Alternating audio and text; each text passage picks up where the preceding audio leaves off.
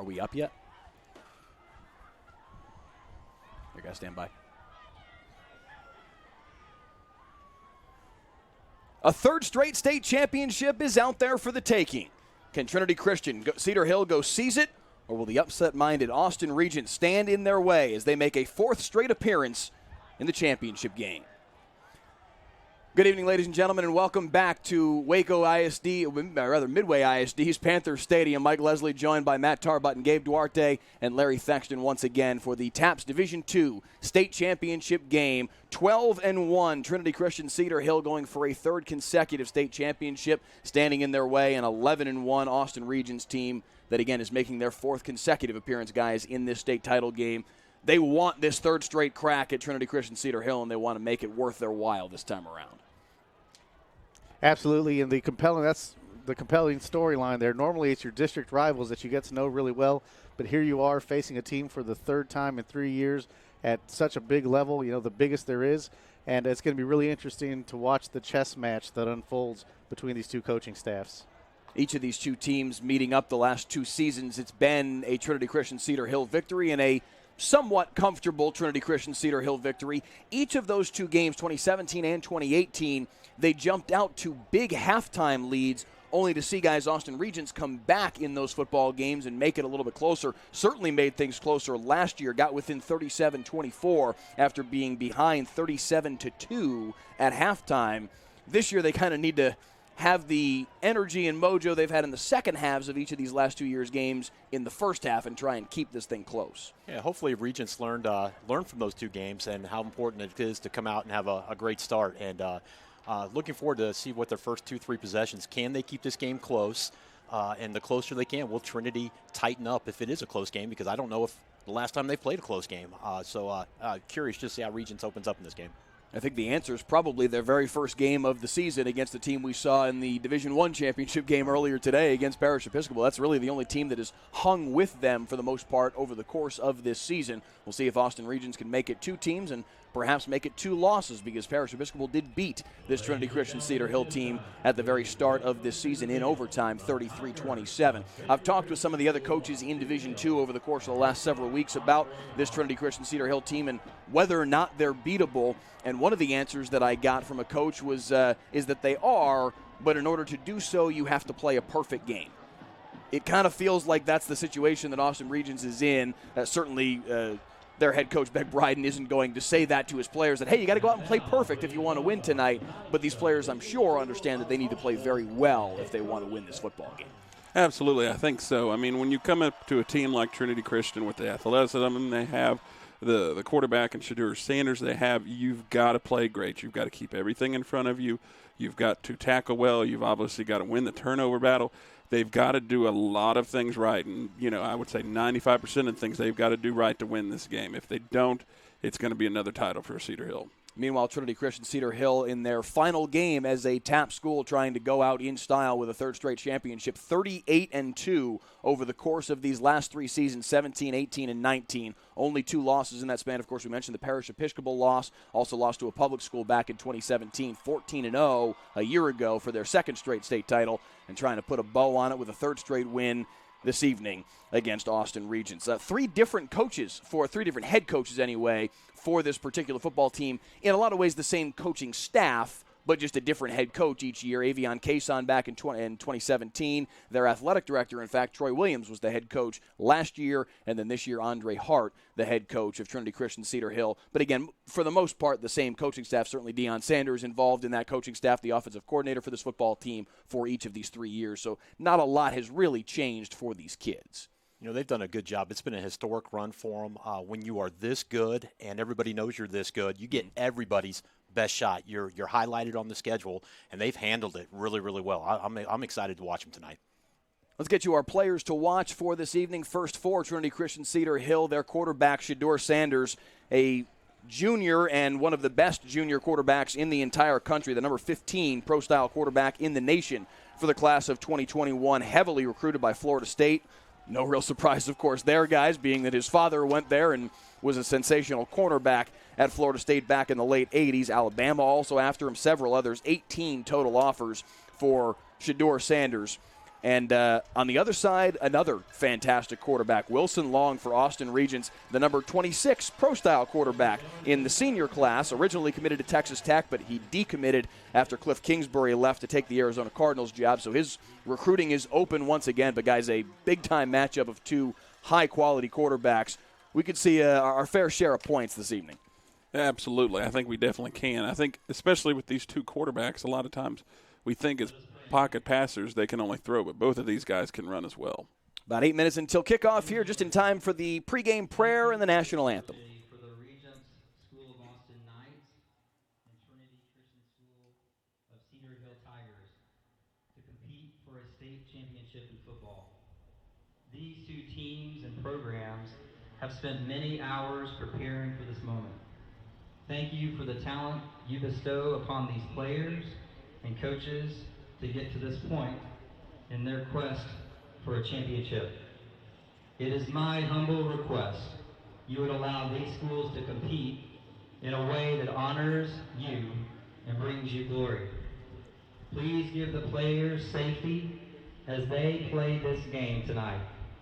We will journey from this point, and I pray that as we seek a trophy tonight, ultimately, I pray we would live lives as trophies of your matchless grace. Ultimately, I am thankful that you provide a way for us to have access to you in the person and work of Jesus Christ. As Peter writes under the inspiration of the Holy Spirit in 2 Peter 3:18, may we grow in the grace and knowledge of our Lord and Savior Jesus Christ. To him be the glory both now and to the day of eternity. Amen. For the presentation of colors, we present you tonight color guard of the Junior ROTC Battalion of Midway High School.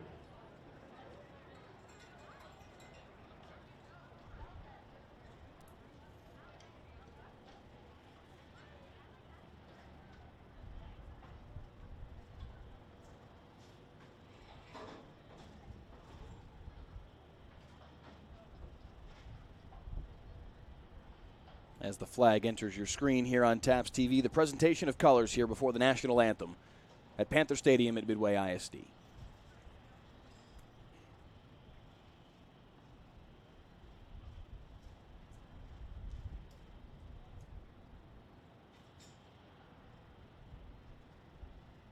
Please remain standing as we honor America with the singing of our national anthem by Ms. Maria Artaza. She's a sophomore cheerleader from Regents School of Austin.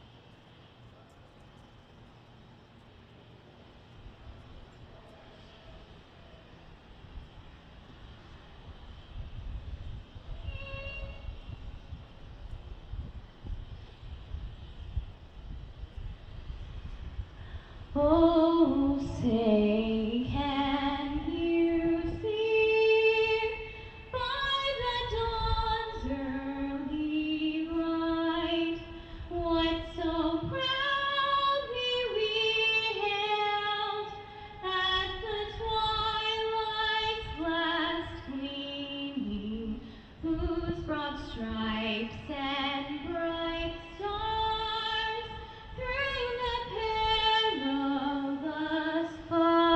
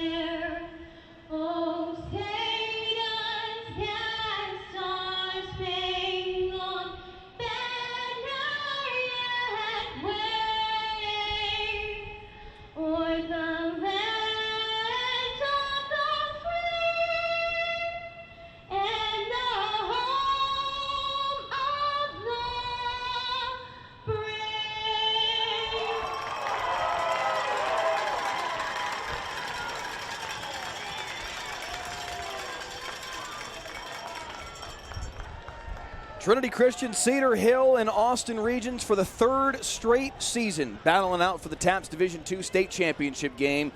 Kickoff will be delayed by about 6 minutes by our wait for the national anthem, but other than that, fellas, we're ready to go for kickoff here at Panther Stadium. Yeah, Mike, I think that gives us some really great insight to the game plan for Regents. They're going to slow everything down, use the entire clock before they do anything, and that is exactly how I would play it too. So she waited. Slow it down. Shorten this game. That's pretty good. All right, time for the coin toss here at Panther Stadium as the captains make their way out on the football field. Wilson Long, a senior for Austin Regents, out there with Carter Quo, Carter Phillips, and Thomas Scully. Shador Sanders among the captains for Trinity Christian Cedar Hill, Jamal Marshall as well. Marcus Buford, Elijah Yelverton, their big tight end, certainly one of their captains as well, and Bryce Godfrey is our referee this evening. Steve Ashton, the crew chief, tosses the coin in the air.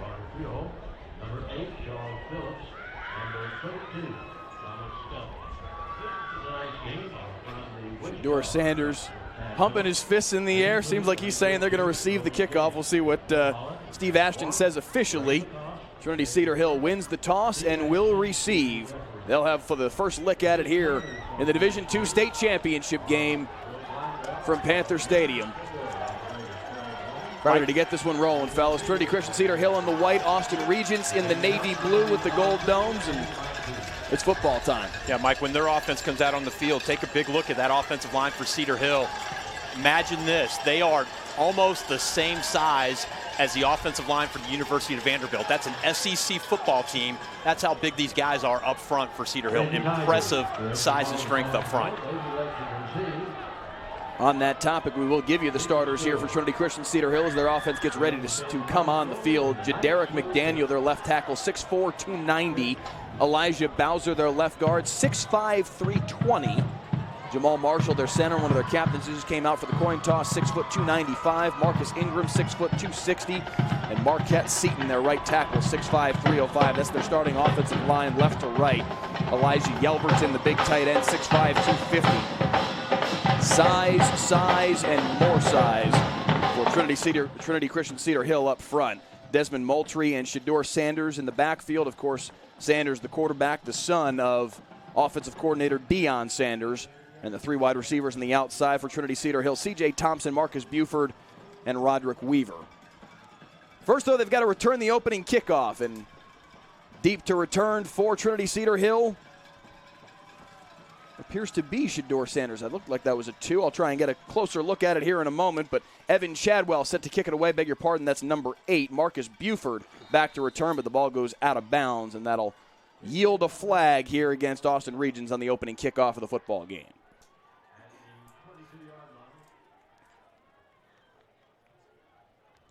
Interesting. They can make them re-kick it or just take the 5 yards. Looks like they're just going to take the ball and go ahead and just move it up 5. Yeah, that puts the ball at 30, so not a terrible idea there for sure. So 1st and 10 for Shador Sanders and the Trinity Christian Cedar Hill offense from their own 30-yard line. First snap of the football game here in the TAPS Division II state championship game. Desmond Moultrie goes in motion to the left-hand side of the formation. They throw it out to him, set up some blockers for him, and he's got some running room across the 35 and cut down by the safety knifing in Josh Franklin. Starters for Austin Regents on the defensive side of the ball: Drew Benson, Max St. John, Ben Schultz, and Caleb Rhodes left to right across the defensive line. Ben Burkle, Thomas Scully, and Jack Cowden, their linebackers. Jake Knaut and Josh Franklin, their 2 safeties, and Will Westmoreland and Cade O'Reilly, their 2 cornerbacks.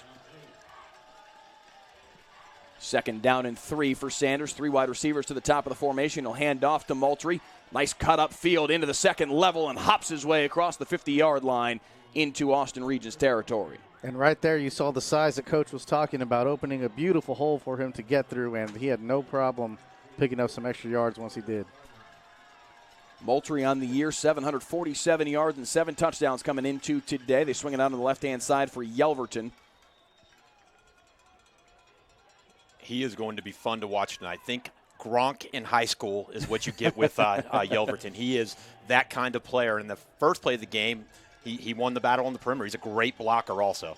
I asked Andre Hart about him, their head coach, earlier last night, in fact, when we were talking on the phone, and he said, oh, you mean the big Aristotle. Makes a big play there, but talk about a big play. Shedeur Sanders catches a faceful.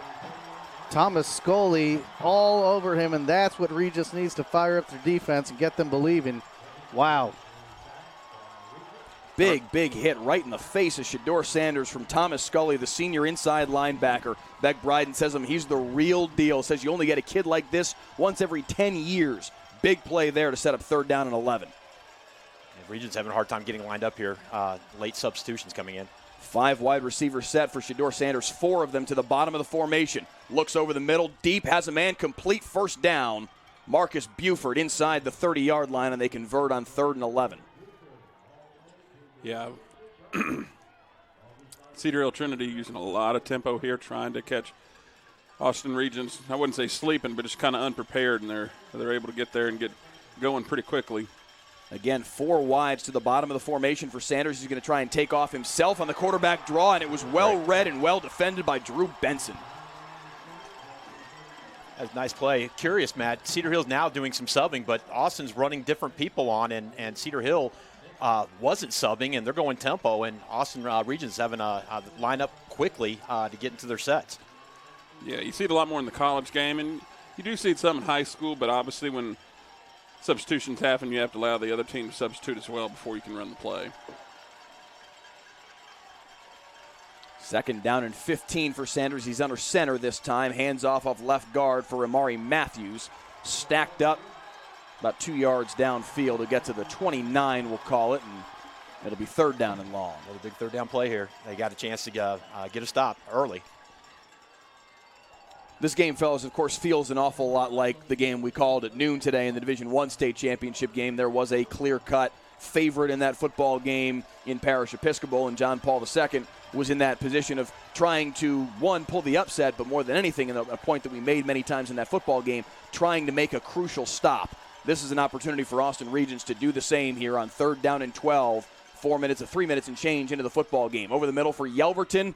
Can he break a tackle? No, he cannot. Decision time. Cade O'Reilly able to bring him down at the 23, and it'll be 4th down and about 6. And as we discussed, Regents is going to have to tackle well. They're going to have to not make mistakes, and that was a great way to start for number 9, Cade O'Reilly. Yeah, it looks like, I don't know what they're going to do. It looks like probably going to take a timeout, to decide this a little bit more. Obviously, a huge 4th down. It's 4th down and about 6 yards to go, so not unattainable for sure, obviously, with the passing ability that Trinity has. But, you want to start off the game on a good note, and if they aren't able to convert and Regents is able to get it, that might not be a great start that they wanted. 3.5 minutes here on TAPS TV to the TAPS Division II state championship game. Trinity Christian Cedar Hill 12-1 on the year. Austin Regents 11-1. These two teams have met for each of the last 2 years. This makes 3 straight state championship matchups between these two teams. Trinity Cedar Hill has won each of the first 2, and they're trying to cap it off with a 3rd straight state title. 4th down and 6, and again, they're going to run 5 wides out there, and again, 4 to the bottom of the formation. Yelverton, the tight end, split out from the offensive line. He's the most narrow man in the formation. On 4th and 6 for Sanders. Looking deep over the left-hand side on the comeback, complete 1st down. C.J. Thompson makes the grab, and they move the sticks. The ball's to the 15. They make it look easy. Big play there, and he just turned. The ball was right where it needed to be. Great throw, great catch, 1st down. Ball to the 15 now. Fresh set of downs for Shedeur Sanders. He'll have 2 backs saddled alongside him in shotgun, and he'll hand it off. And in the backfield again comes the defensive front from Austin Regents. And again, it's Thomas Scully cutting down Desmond Moultrie, and it's a loss of 2. Yeah, Scully's doing a great job right now, really finding the plays, has a nose for the ball. He's doing excellent right here, and he's going to have a big night for Regents to to be able to stay in this game and to be able to possibly finally get that state championship victory they've been looking for the last couple years. Just past 4 minutes in here to quarter number 1, 2nd down and 12. Handoff for Amari Matthews. Big hole slung down as he gets inside the 10. It'll be 3rd and short. Scully again with the tackle there. Once again, going with tempo here. Trying to catch Regents. I don't know, trying to catch them off guard, but just trying to get a quick tempo play going. 3rd and 4 for Sanders. Again, Matthews and Moultrie in the backfield with him. Handoff goes to Matthews, getting off the left edge. He's got the first down. He's got the pylon. There is a flag down behind the play. For the moment, it's a touchdown for Amari Matthews. Looks like this one's coming back.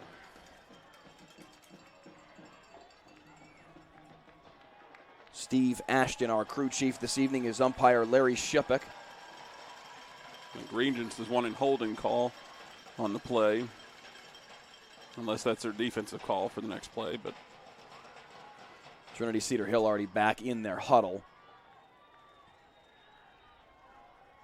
Bit of a long conference for a holding call here. Finally, a determination. No flag, waving it off. So it's a touchdown. Wait a second. I think they're going to say there was no play. Oh. What is the ruling here? It will count. It is a touchdown for Cedar Hill.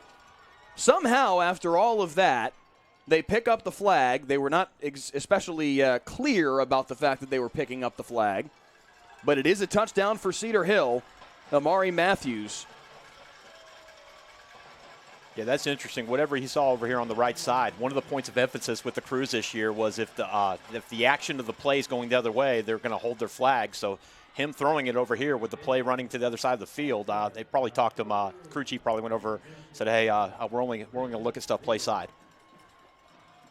So Amari Matthews touchdown makes it 7-0. The PAT put through by Bryce Godfrey. And the Tigers with an early 7-0 lead, just shy of 5 minutes in here. Matt, as a coach, is so frustrated because he saw something, he threw the flag, and as a coach, you're wondering who talked you out of it. Mm-hmm. Who talked you out of it? Oh yeah, that's for sure. Because a lot of times, especially when somebody goes and talks to the official, obviously as a coach, you have the right to go talk to them too. But when they don't talk to anybody, and then what happened, it just kind of is what it is. But as a coach, you tell your kids all the time, got to move on, next play. So Regents does a great job doing that, and they're ready to go. It was a 3rd and 4 that Matthews scored on, that if it was indeed a hold, which is what we were speculating would have been the call, would have become 3rd and 14-ish, depending on where the spot of the foul actually occurred. It's a much different circumstance than 7-0 Trinity Christian Cedar Hill. I mean, that would have been an opportunity for Regents to make a stop defensively. Instead, they're receiving the kickoff. Short kick fielded at the 17-yard line and falling forward across the 30 to the 34. That's Regent senior Aiden McCormick. And that's where, for the first time today, we'll see the Knights offense, led by Wilson Long, the senior quarterback. 2,400 passing yards on the year, 33 touchdowns, another 9 TDs on the ground, almost 1,000 yards rushing on just 98 carries. One of the best quarterbacks in the state.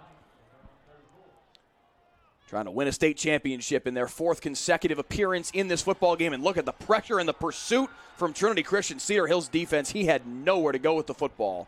And a big loss on the first offensive play for the Knights. Yeah, that's definitely not the way you want to start this game, especially against the potent offense of Trinity Cedar Hill. Regents is really going to have to execute if they want to get on the board here. Wilson Long in the backfield with Andrew Adams, their starting running back. In the moment, he doesn't have anybody in the backfield with him. In a 5 wide receiver set on 2nd down and 17. And again, pressure. He fires it over the middle, incomplete, trying to find John Luke Roberts, his tight end. Beck Bryden calls John Luke Roberts the best tight end in the state. He says, I understand Elijah Yelverton's on the other side for Trinity Cedar Hill, but he feels that John Luke Roberts is the best tight end in the state of Texas.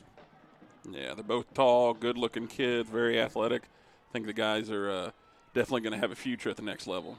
A lot of movement there and a slow snap. And 3rd down and 17 is going to become 3rd and 22. Rest of the starters for the Knights offense: Nick Zarbach, Griffin Clausen, Christopher Kuhlman, Charlie Stone, and Jacob Votaw, the offensive line left to right. Charlie Phillips and Aiden McCormick, the two starting wide receivers. A 3-4 mint defense from Trinity Christian Cedar Hill. Joshua DeMonch, Elijah Bowser, and Jamal Marshall, their 3 down linemen. Christian Seals will kind of float between defensive end and linebacker, as on 3rd and 17 they fire it out on the right-hand side complete, but only a pickup of a couple, and they'll punt the ball away. Give you the last couple of starters for Trinity's defense here before they receive the punt. Christian Seals, Makai Lewis, Jeremiah McNeely, and Cameron Silman, their linebackers. Silman more of a rover. And then the 4 defensive backs: Cameron Wilson, Tony Reeves, the corners, Marcus Buford, and Caleb Ferguson, the safeties. And they make a stop and force a 3-and-out on the opening possession here from Austin Regents. Man, I'm kind of curious. I'm kind of surprised that they were trying to get to the sideline on one of the fastest teams in the state to open it up with that first play. Yeah, I was really kind of surprised about that play call for sure. Punt picked up by Marcus Buford, and he darts to the sideline just outside the 45. Yeah, I think they're going to have to really work to get vertical on a lot of these run plays, and a lot of these. It's going to have to be quick hitters. It can't be a lot of plays that are, trying to stretch. It's just not going to happen. Clock is continuing to run for some reason. 5:33 and moving when it should be stopped and should have been stopped for the last 30 seconds. It finally did just stop at 5:32, but it should have stopped the moment that Marcus Buford stepped out of bounds. 1st and 10. Officials don't notice it, and apparently we're going to play on as it is. Those 30 seconds are lost to eternity now. 5:27 and moving as a flag drops after the first down run up the middle. It looks like somebody might have got their hands on a face mask and sent a helmet flying there.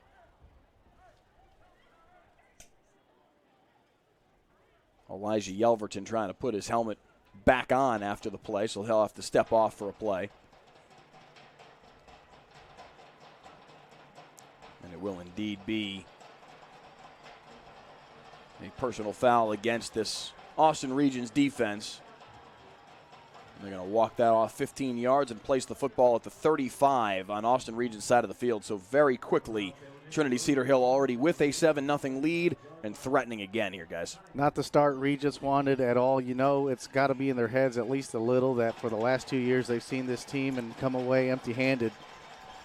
Looks like that's playing in here early in their mentality.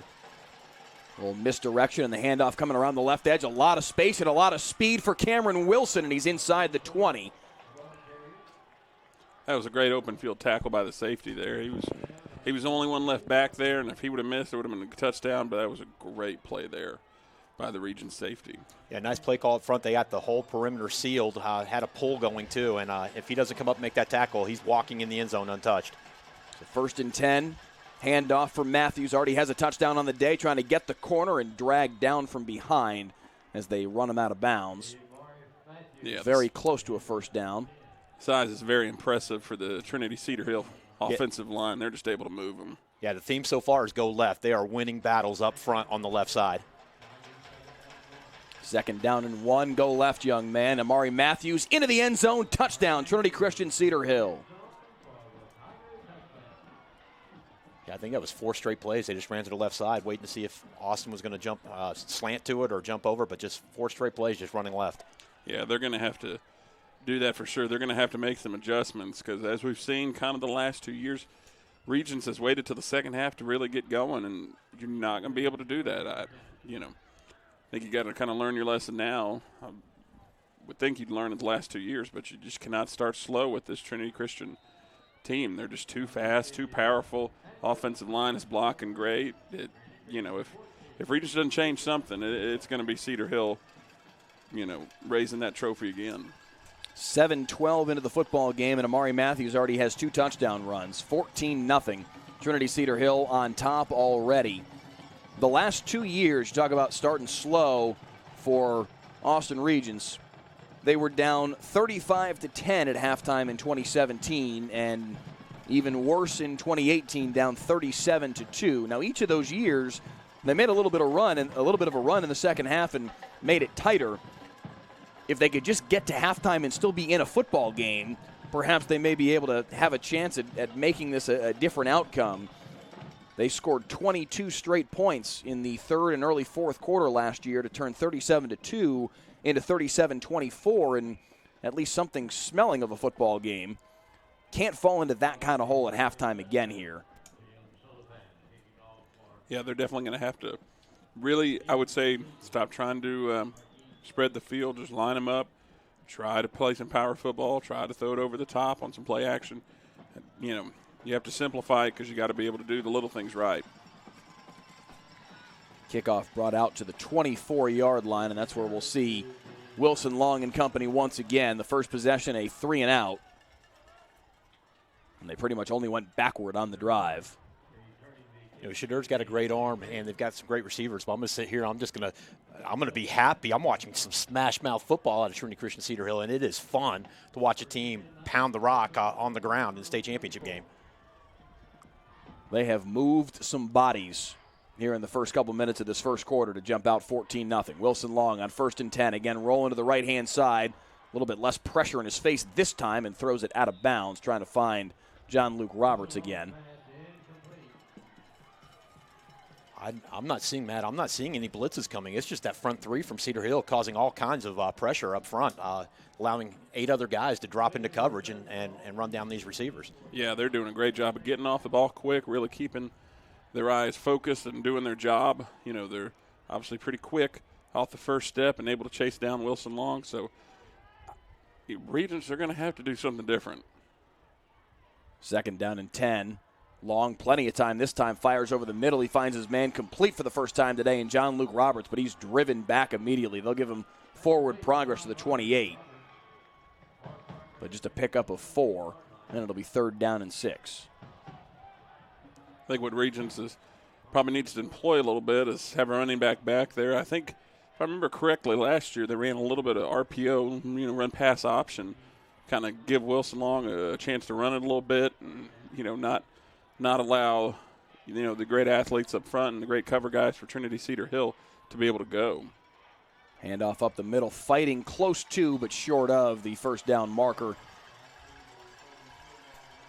Try to hand the football off to Jake Morrison, and they're short by about 2 yards. Wilson Long, their quarterback, is also their punter, so you see them staying out on the football field in this formation. It doesn't necessarily mean that they're going for it. We saw in their first possession, they quick kicked it out of shotgun. This time they'll have a 5 wide receiver set for Wilson Long, but don't be surprised if he does punt the football away here. 4th down and 2, send a man in motion, and he is going to go for it and tries to run for it and fights forward, and he's got the first down. A gutsy decision by Beck Bryden, Wilson Long, and the offense for Austin Regents. They pick up the first down on 4th and 2, deep in their own territory. Risk giving the football back to this very potent Trinity Cedar Hill offense, and they convert. They absolutely needed something to start believing in, and Long gave it to them. Now he's trying to get away from pressure. He's got a man open downfield, wide open downfield. Behind the defense is Aiden McCormick. Can he get to the end zone? Dragged down from behind inside the 5.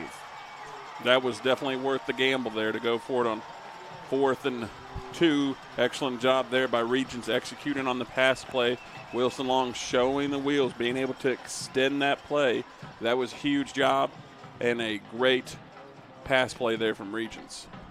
Pardon me for seeing the parallels to the first game we did today, but it seems an awful lot like the fake punt that JP2 went for that they came up ever so short on. This time, Austin Regents able to convert, and look what they turn it into, a big play down the sideline for Aiden McCormick, and they've got 1st and goal with 2:44 on the clock here in the first quarter.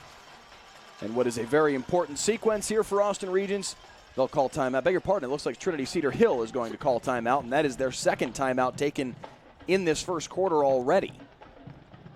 And at some point you have to imagine Regents is thinking, we haven't stopped them yet. We haven't really come close. What's the difference if they get a short field or a long field?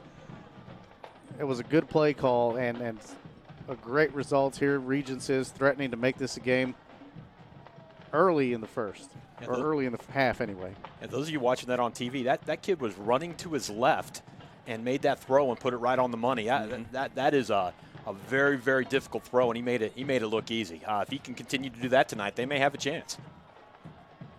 See a little taste of why Wilson Long is a 3-star product and was originally committed to Texas Tech.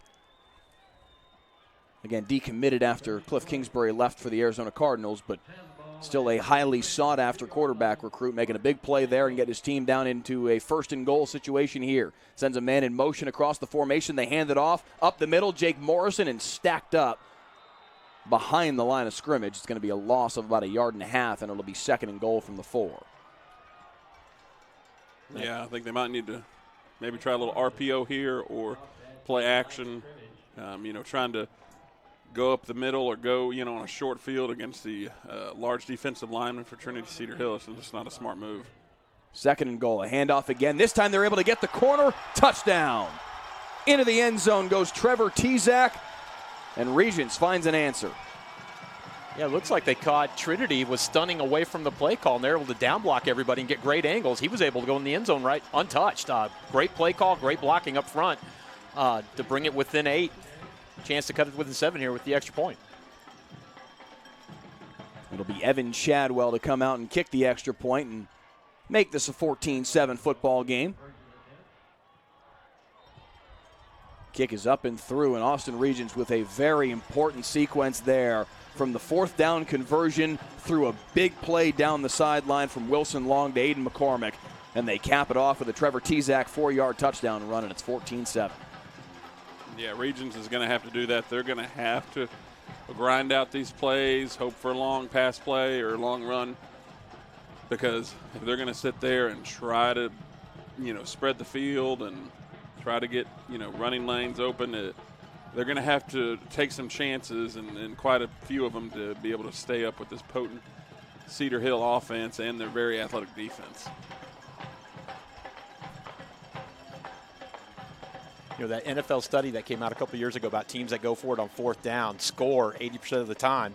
Cedar Hill went for it on 4th down. Their first drive, they scored, and then they just converted a 4th down, and they scored. It's an energy killer when you convert those 4th downs. A year ago, after 1 quarter of play, it was 14-2. Trinity Christian led Regents through 12 minutes of play, and then they tacked 23 more on the board in the 2nd quarter. This year, 14-7 with 2:13 on the clock in the 1st quarter, and Regents getting set to kick the football away. Don't see that very often, Matt. They're about to kick it off from the 30. Yeah, I was about to say, I don't think Cedar Hill had an issue with that. But the referees were like, oh, let's finish this real quick. They don't even do that anymore in the pro game. Now they're lined up to kick it away and pop it up in the air. Caught on the run, and really a nice play by Austin Regents there out of Joseph Benson, because otherwise Charles Thompson had an awful lot of room to come up this near sideline. Good field position, though, for Trinity Cedar Hill, as they'll have it at the 46. Yeah, you don't see it a lot in the 11-man game. You see it a little bit more in 6-man, obviously, with a lot more onside plays, but that is the one danger of the onside. If somebody gets a clean scoop off of it and is able to get some room, it could be disastrous.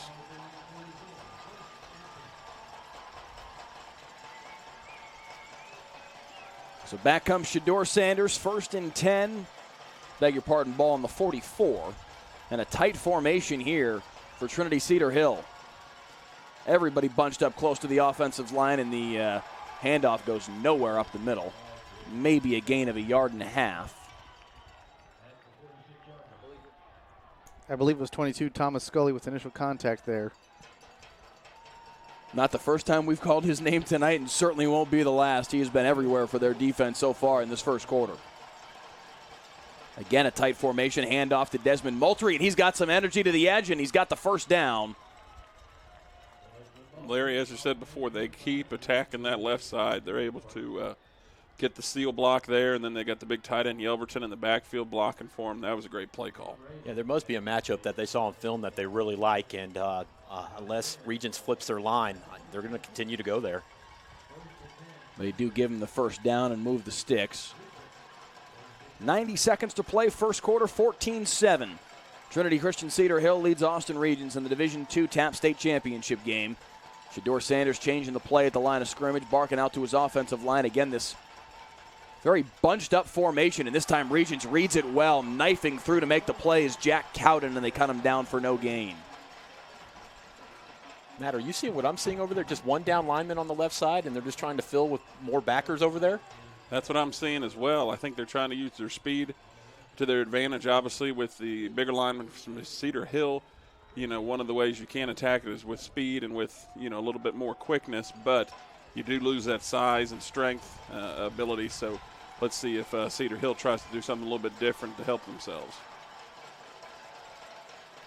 This time 3 defenders with their hands in the dirt on 2nd down and 11. Final 40 seconds of the first quarter. Pressure on Shedeur Sanders, and he's taken down.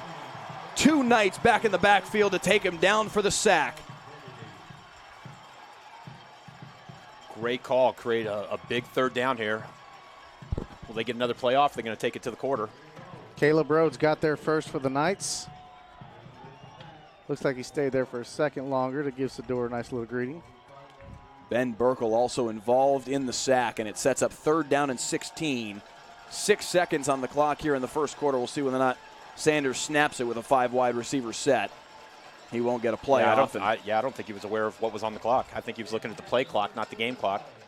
So it'll be 3rd and 16 when we return with quarter number 2 of the TAPS Division II State Championship game here on TAPS TV.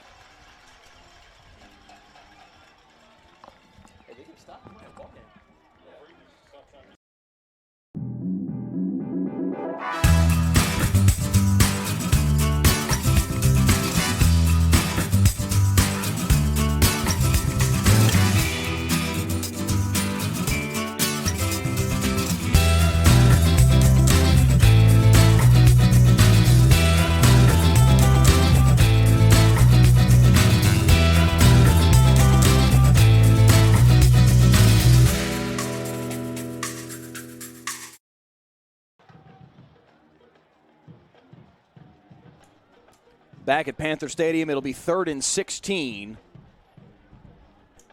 to start off quarter number 2 here in the TAPS D2 state title game. Mike Leslie, Matt Tarbutton, Gabe Duarte, and Larry Thexton here with you. I'm excited to see what Regents calls on this 3rd down play. They've been really mixing up their defenses here. They've got, 1 lineman, 2 linemen, 3 linemen, getting lined up on certain plays, so we'll see what they do. They're trying to probably confuse that front line of Cedar Hill, but Cedar Hill's, good size, good length, good strength, so they're going to have to really work hard here if they want to get to Sanders on this play. Only 2 defensive linemen with their hand in the dirt. They'll bring 4 with pressure. They try and set up the screen, does Trinity Cedar Hill on the right-hand side. They've got some space, but a flag down. A lot of running room and close to the first down, about a half a yard shy, maybe right at the sticks based on that spot on that 3rd and 16, but a flag back behind the play. Yeah, it's going to be a block in the back. That opened up. The Cedar Hill player came out and just kind of held him, blocked him in the back, and threw him to the ground all in one motion. So that was an easy call for the officials there. I can almost hear the Austin Regents fans saying, was that flag close enough to the play to leave it on the field? 3rd and 16 will become 3rd and quite a bit longer. They'll mark it back at the 39. Yeah, Coach Sanders for Trinity Cedar Hill not too happy with that because he knew he had a great play call on there. You just got to execute. So 3rd and 16 becomes 3rd and 25, officially a 9-yard penalty. 4 wide receivers, and again they try and set up the screen here for Desmond Moultrie, and this time Regents is all over it. Taken down after a pickup of only 5. Then it'll be 4th down, and the Tigers will be forced to punt. That was a big hit by number 44, Drew Benson of the Knights. That's a great play by Benson, really sticking his nose there, especially on the screen. You get your lineman moving. Not a lot of linebackers are willing to go in there and sniff out that play, but he did a great job after only a few yard gain by the Tigers. And not trying to be funny here, I don't know when last time they punted, so I'm curious to see this kid kick and see what he can do here. Roderick Weaver, their punter. And a timeout here before they punt. Is that going to be Trinity Cedar Hill calling timeout? Yes, it is. They're out of timeouts for the opening half of play with 10:52 on the clock in the second quarter. Yeah, they were short a guy. They didn't have enough guys out on the field, so they had to call timeout to get everybody out there. Yeah, that's the thing we talked about in the first game with Parrish and JP2. Penalties can definitely hurt you in a close game.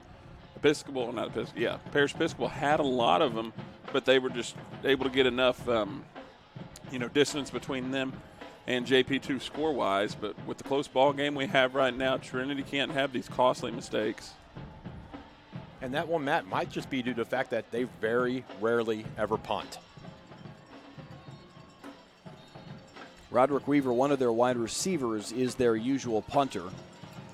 Meanwhile, Regents tends to just send one of their safeties back as their punt returner. They don't really have a designated punt returner, and at the moment they don't have anybody deep to return. 4th down and 20. It would be an awfully gutsy decision by Trinity Cedar Hill to go for it here. And now it looks like Regents is going to have to call timeout, as there was some confusion.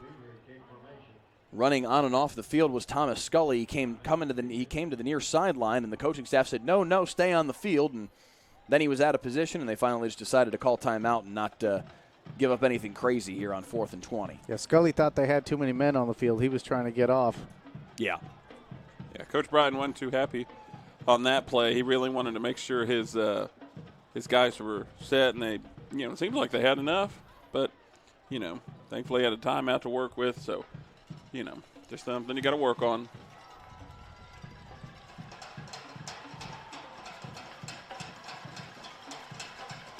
Some last-minute instructions for William Rader, who had been the one that was going back for the punt on the first time they lined up to punt this football to Trinity Cedar Hill. We'll see if he runs back there at the last moment here as well. No, they won't send anybody back.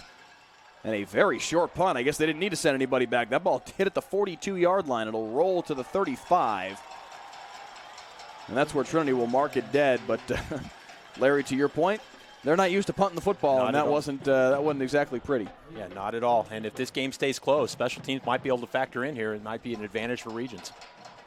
So 10:41 on the clock, second quarter. Regents down 14-7 and getting the football back. An opportunity here.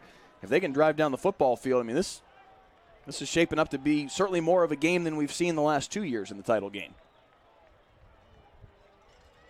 Long way to go. Of course, that can change in a heartbeat, but as Trevor Tezak goes in motion, Long's going to keep it himself, breaks one tackle, gets to the outside, trying to get the corner, steps across the 40, and out of bounds at the 43.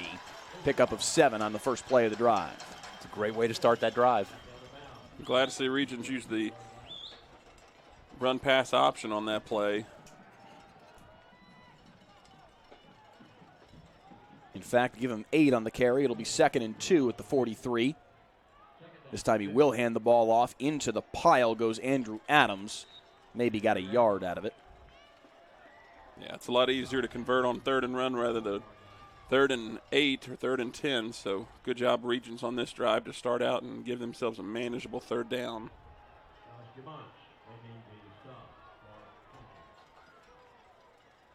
Long in shotgun on 3rd and 1. Sends Adams in motion out of the formation. Fires over the middle. Did he hang on to the football? Yes, he did. What a catch by John Luke Roberts with a defender draped all over him. And it's a first down for Regents as they cross midfield. My initial thought, Gabe, 3rd and 1, what are you doing? Running the back out, going empty, but they got a lot of confidence in their tight end, and he made the catch. Roberts coming into the day, 33 catches for 530 yards and 6 touchdowns on the season. Handoff up the middle for Adams, and fights his way forward for 2. Well, Coach, you said the word confidence. I think that was a huge part of what's going on here. We talked about the last 2 years, and Austin Regents didn't seem comfortable until the second half, but here they are finding their legs, and we've got a great game here so far. 2nd down and 8. Long back to pass, comes on the near side, immediately hit. Did the ball come out? Trinity Cedar Hill certainly saying it did. It did. Tiger football at the 41-yard line. Frustration for Trevor Tezak. He made the catch, and as he turned upfield, got hit hard, and the ball popped out. Tigers pounce on top of it, and it's Trinity Cedar Hill ball once again. The official standing right there within a yard. They close so fast. Just a beautiful form tackle right on the football, and something that can't happen if you want an upset. Cannot turn the ball over. There's no doubt that Tezak wasn't down. The only question I would have is if he had possession long enough for it to have been a catch and then a fumble. If the officials say it is indeed a fumble, and here comes Trinity Cedar Hill is spinning through a tackle and picking up the first down is Desmond Moultrie, and just like that, they're in Regents territory. Once again, attacking that left side of the Regents defense, able to get some good push up front. That big line for Cedar Hill is really churning out these yards for his running backs. Yeah, I think that's smart coaching. They're just going to keep going there until Regents shows that they can stop it to the left side. Under 9 to play, second quarter. 1st and 10 from the 44. Sanders will be in shotgun. 4 wide receiver set. Sends a man in motion. It's Marquise Buford, and he'll get the handoff on jet motion, coming to the right-hand side, trying to get the corner. Strung out well, and the tackle made by Rader. That was a good job there by the Regents defense, forcing him to go all the way across the field instead of giving him some chance to turn up. Excellent pursuit there by the Knights. You know, both sides of the ball, both teams, just some beautiful open field tackling. These are very well-coached teams on the art of tackling. You don't see a lot of that anymore in the day of the spread. 2nd down and 8, and again, it's a 4 wide receiver set for Sanders. 2 to the top, 2 to the bottom. Moultrie in the backfield with him. They bring 4 in pressure. Sanders flush to the near side. Chase from behind and just flips it out of bounds. Smart. Yeah, it was a very heads-up play there by Sanders for sure. Elijah Yelverton over there near that sideline, but very clearly just throwing the ball away. Grayson, if you're watching from JP. I couldn't help but think the same thing. Good guy to learn from. Yep. 3rd down and 8. It'll be trips to the near side for the Tigers offense. Sanders pointing to the near side, pointing out blitzers. They bring 4. Sanders stepping up right over the middle, and it's complete, 1st down. That was a beautiful double move. Broke out to the outside, then came back inside and just wide open. Great route. Yeah, the Regents are going to have to get some more pressure up front if they want to get Sanders to make a bad play, because right now he has not made a whole lot of them. He's been very headstrong, making some great throws, really setting his feet. He's doing a great job. Amari Crowder on the receiving end there.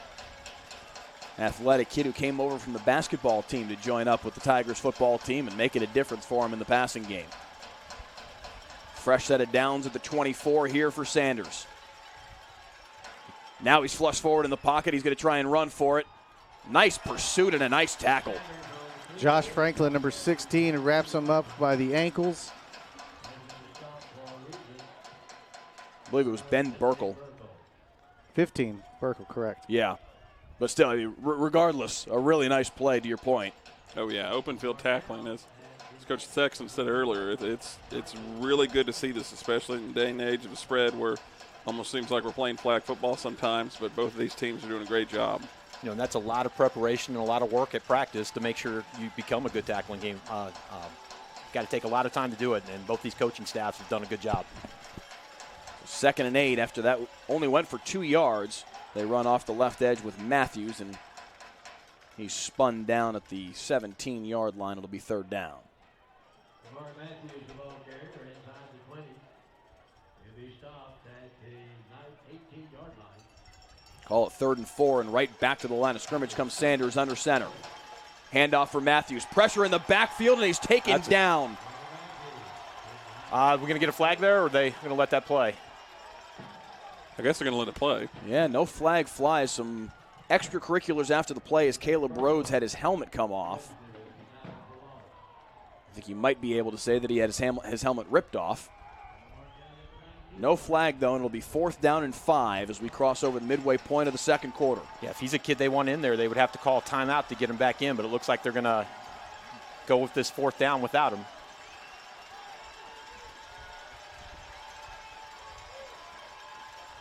Fourth down and 5. Sanders with 5 wide receivers. Pressure in his face. Fires over the middle. Incomplete. That's a great stop. 5:37 left inside. I mean, that's a great stop. They're in this game. Very, very big play there, certainly for Austin Regents, but also very nearly a big mistake. I believe it was Jack Cowden,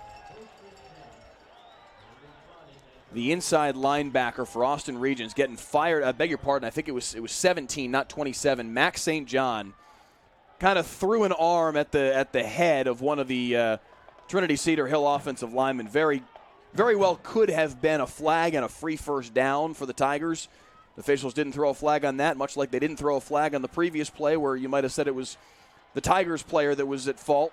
So I guess they're even after all of that, but very fortunate that they didn't throw a flag there is the Regents offense, because now they are back on the football field as a result. Yeah, nowhere to go for long on that play. Things getting awfully chippy pretty quickly with a lot of little extra shoves here, as you've noted. You have to imagine how long the refs are going to let that go on. There's no question these two teams know each other rather well.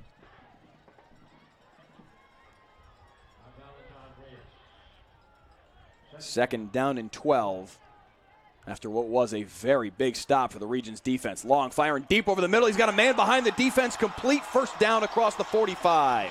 Charlie Phillips on the receiving end. Got a sideline. Coach ran into the official on the sideline, so they'll still have the first down, but it's going to come back. I think it's 15 yards.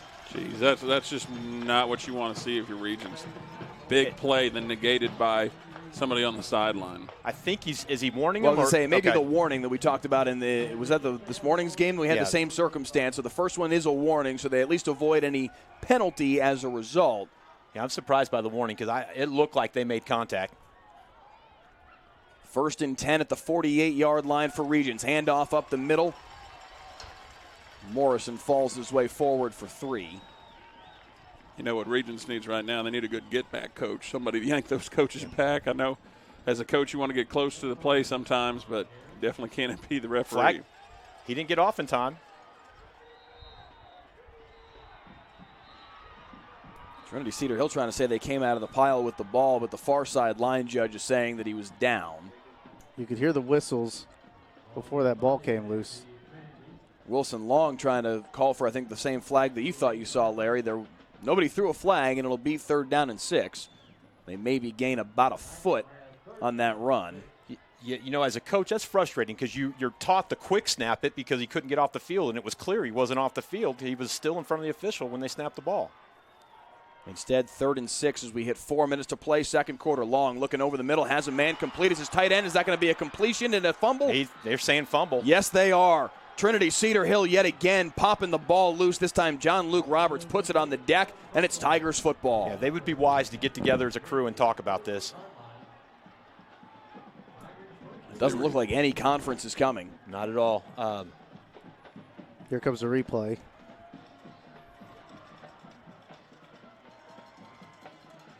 Yep, he makes an athletic move after he catches. So catch, turn, move up field, hit, and the ball breaks loose. The officials say it's a fumble, and it's 1st and 10, Trinity Cedar Hill at the 28-yard line. 3:54 to play here, second quarter, and certainly much more of a football game than maybe some would have expected so far. Yeah, if they get to halftime down 14-7, then they're going to a lot of, hey, we turned it over twice and we're only down 14-7. But there's still a lot of time, and Cedar Hill's got the ball. I was saying, if it's going to be 14-7 at halftime, it's going to be because Regents defense yet again made a play. They've made a few here in the first half to keep the Tigers offense from rolling up too many points here. Yeah, they got to be kicking themselves because if they score and there's no time left, they get the ball to start the second half. They could have had the double possession scenario. 3:16 and moving here in the first half. Trinity without timeouts, 2 left for Austin Regents. 2nd down and 6 for Sanders under center. Play action.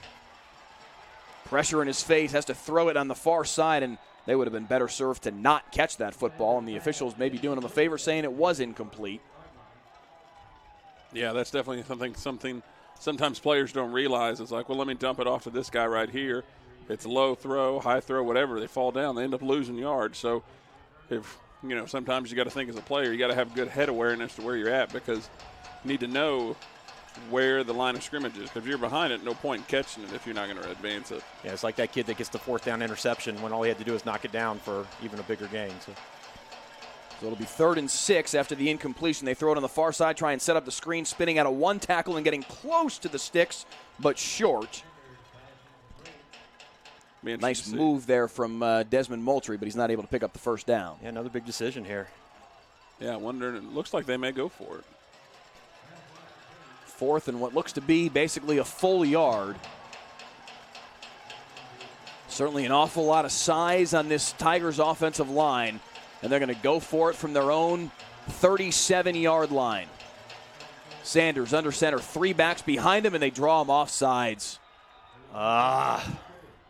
That is the last thing. I mean, that is the frustrated gasp of a coach, Larry Thexton. I know it makes no difference to any of the four of us in the booth who wins or loses this football game, but just as a coach, I can just understand the innate, just the natural reaction of you can't do that. You can't make that mistake. Yeah, the kid that jumped is the kid closest to the football. Watch the ball. So a free first down, and with 2:17 on the clock, here comes Sanders at a shotgun. Handoff for Moultrie. Mark that play down. That could be huge. If they score on this drive, that's a huge mistake. It's the Moultrie, the ball carrier. Lost to 45, brought down at the 46-yard line. Regents definitely try to throw different looks at Cedar Hill. It's doing a pretty good job so far since the first quarter. 2nd down and 6 as we're now down to 1:45 to play here in the first half. Sanders looking to the right-hand side, firing deep on that side and incomplete. Little underthrown for Amari Crowder. If they could have completed that pass, that would have been huge. That would have put them within striking distance. Minute and 40 left. That would have been a good setup for sure. You see a little bit of the arm talent from Shedeur Sanders there on that throw. Didn't put it exactly where he wanted to, but still there aren't a lot of guys in high school football that can step up and deliver a rocket like that. We'll see what he can do here on 3rd and 6 with a $1:40 on the clock here in the first half. Sanders all day in the pocket until right now. Scully on top of him, and did he get it off? Yes, he did. They're saying he's down. The official behind the play, the crew chief, Steve Ashton, saying that he was indeed down, didn't get the throw off, and it's going to be 4th down and very long. 1:33, and yes, moving. It seemed like it was paused for a moment.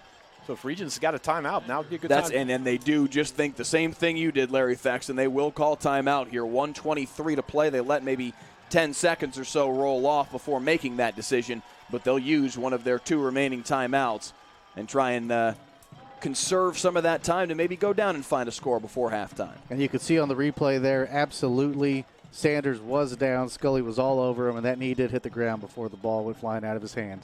And Thomas Scully has made some plays in this first half. Here it is again. Oh, no, that was an older play. Here we go. They're queuing it up right here.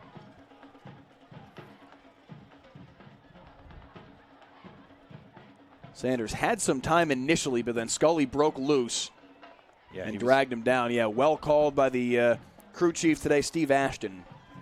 You know, you had talked about Shedeur and his arm strength. He was making those throws as a freshman. We had an opportunity to play these guys, and we were blown away about how good he was as a 9th grader, making every throw on the field. Real deal. They're going to line him up and I guess go for it here on 4th down and 15. Now they're going to have him quick kick it. I guess that's as good as what they did the last time with Roderick Weaver. In fact, better, as it rolls dead at the 33-yard line. And with 1:12 on the clock first half, here comes Wilson Long with an opportunity to perhaps go tie the football game. Yeah, as this game goes on and Regent stays in it, if they're able to get him to 4th down, this could come back to hurt Cedar Hill a little bit, not having somebody can flip the field with their leg. Evan Chadwell is the kicker for Austin Regents. 3 for 5 on field goals between 30 and 39 yards this season. He's attempted 2 kicks from beyond 40 and missed both of them. So using that as your guide, figure you got to get down inside the 20-yard line for sure to attempt the field goal, but they would love 7 points here as Wilson Long rolls to the near side. He's going to try and run for it. He's got beyond the line of scrimmage and very close to first down yardage. He is going to have a first down out to the 44-yard line. Nice play by Wilson Long to start the drive. 1 minute even on the clock. Yeah, they're going to have to go quick, though, because it looks like he didn't get out of bounds, so clock is rolling. 1st and 10.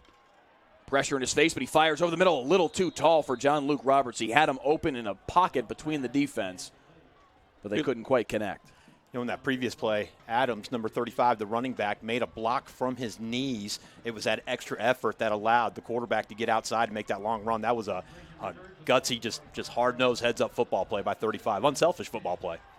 Absolutely.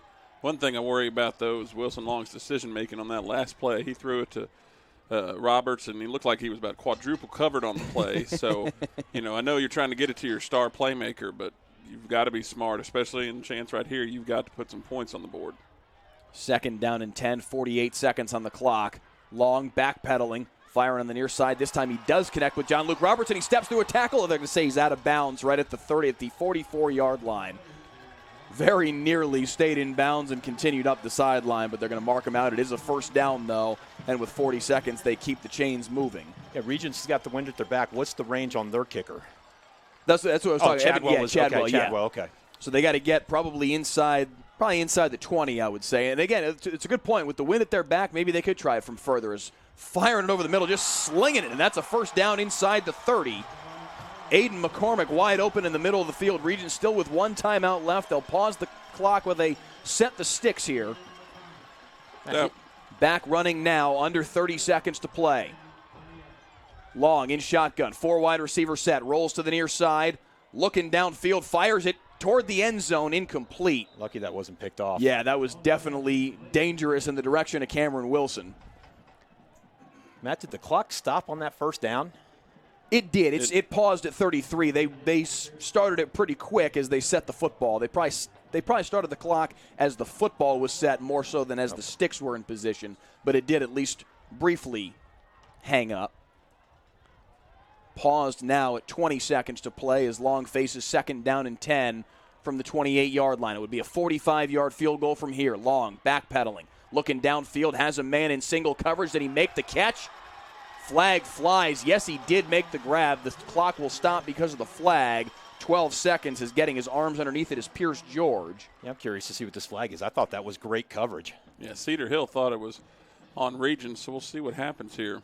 There are 2 flags down on the field, both of them laying at the 20-yard line. Came out almost simultaneously. Yeah, I thought Cameron broke, T-stepped, and broke on that ball and did everything right. I did not see any interference there, at least on the defense. They're saying illegal touching? Is that what maybe he went out of bounds? Oh, an eligible man downfield. Okay. Which makes sense why the flag would have come out at the exact same time. 2 officials seeing an offensive lineman downfield. So with 12 seconds left, they backtrack to the 33-yard line, and it'll be second down and 15. Probably just I feel like why not just take 2 shots in the end zone here, right? Correct. Long. Over the middle, he's got his man, John Luke Roberts. 11 seconds on the clock. The clock may have taken a second to start there because wasn't there 12 seconds to start the play?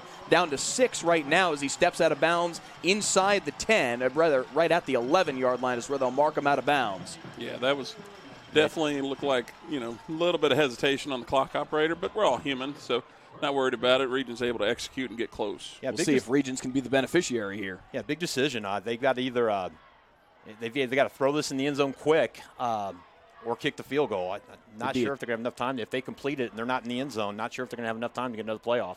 Yeah, Wilson Long's got to be cognizant of those 6 seconds. It would be a 28-yard field goal from here. Long looking on the near side, firing it into the back of the end zone. Pierce George couldn't grab it. 2 seconds on the clock, so they do get the playoff in time that if they want to either try one more shot at the end zone or try the field goal, they can, and out comes the field goal unit. Yeah, you're getting the ball back next, so I think you got to take the points here. Yeah, that was a pretty good play, though. That was, you got 6 seconds. You want to run 2 plays. That's exactly what you need to do. Try it for the corner of the end zone. A little overthrown, but not a bad idea by Regents for sure. Hey, no matter what happens here, guys, we got a ball game. We do. We got a ball game. Division II. This is a great first half. It'll be a 28-yard field goal for Evan Chadwell. Snap is good, hold is down, and the 28-yarder is up and through. 14-10 through 1 half of play in the TAPS Division II state championship game. Austin Regents for the 3rd straight year gunning for a state title against Trinity Cedar Hill. Twice they've come up empty. This 3rd time, could it be the charm for this Knights football team? They played a very nice first half to hang with Trinity Cedar Hill the way that they did through 24 minutes of play, guys. It's what we said at the beginning. Can they keep it close? Can they make it a different story than the last 2 years? And 4 points is pretty close. They got to be feeling good going into halftime. Yeah, well, just look at the 2 teams going into halftime. You've got one team heads up high, some hop in their step, and the other team heads down, shoulders kind of dropped and drooped forward. Regents came to play. Yeah, the team hopping, as you said, is the one losing right now. What's maybe most impressive to me, they were down 14-0 in this football game. And they have now fought and clawed their way back into this game. At the start of this game, it kind of started to feel at least a little bit like, okay, here we go again. Regents cut that off real quick. A couple of big defensive plays, a couple of huge stops, perhaps some errors too from Trinity Cedar Hill, but Regents has taken advantage of it, put 10 points on the board, and we very much do have a football game on our hands. And speaking of errors, keep in mind the 2 turnovers by Regents. I mean, imagine what the situation could be for them if we hadn't seen those mistakes. It's an Evan Chadwell 28-yard field goal as time expires in the first half, and a 14-10 football game. Trinity Cedar Hill going for a 3rd straight state championship, but very much in a dogfight this time around. Halftime here on TAPS TV. We will be back with some of the halftime show and some halftime analysis as well in just a moment.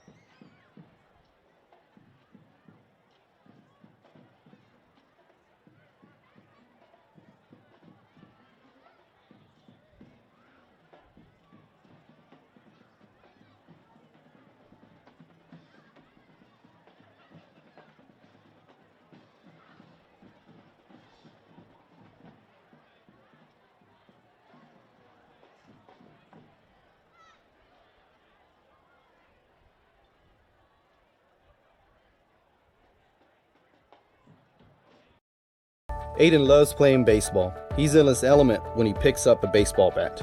When Aiden tore his ACL last year, we were all devastated. We didn't think that a 13-year-old could have a problem such as that. Children's Health Andrews Institute for Orthopedic and Sports Medicine not only repaired Aiden's ACL, but they gave him the knowledge and skills to prevent any future injuries. Now, less than a year later, he's back to hitting homers and doing phenomenal.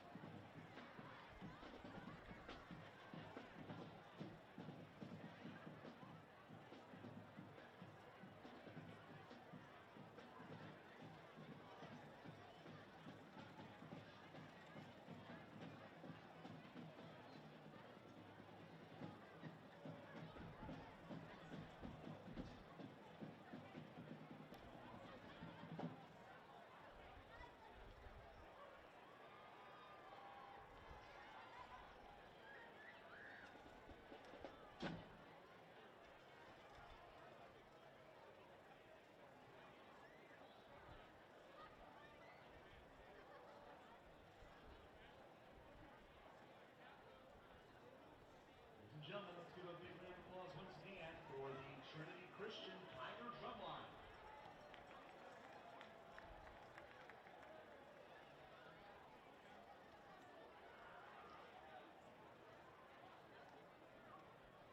Now, ladies and welcome to the field the Regents Nightline.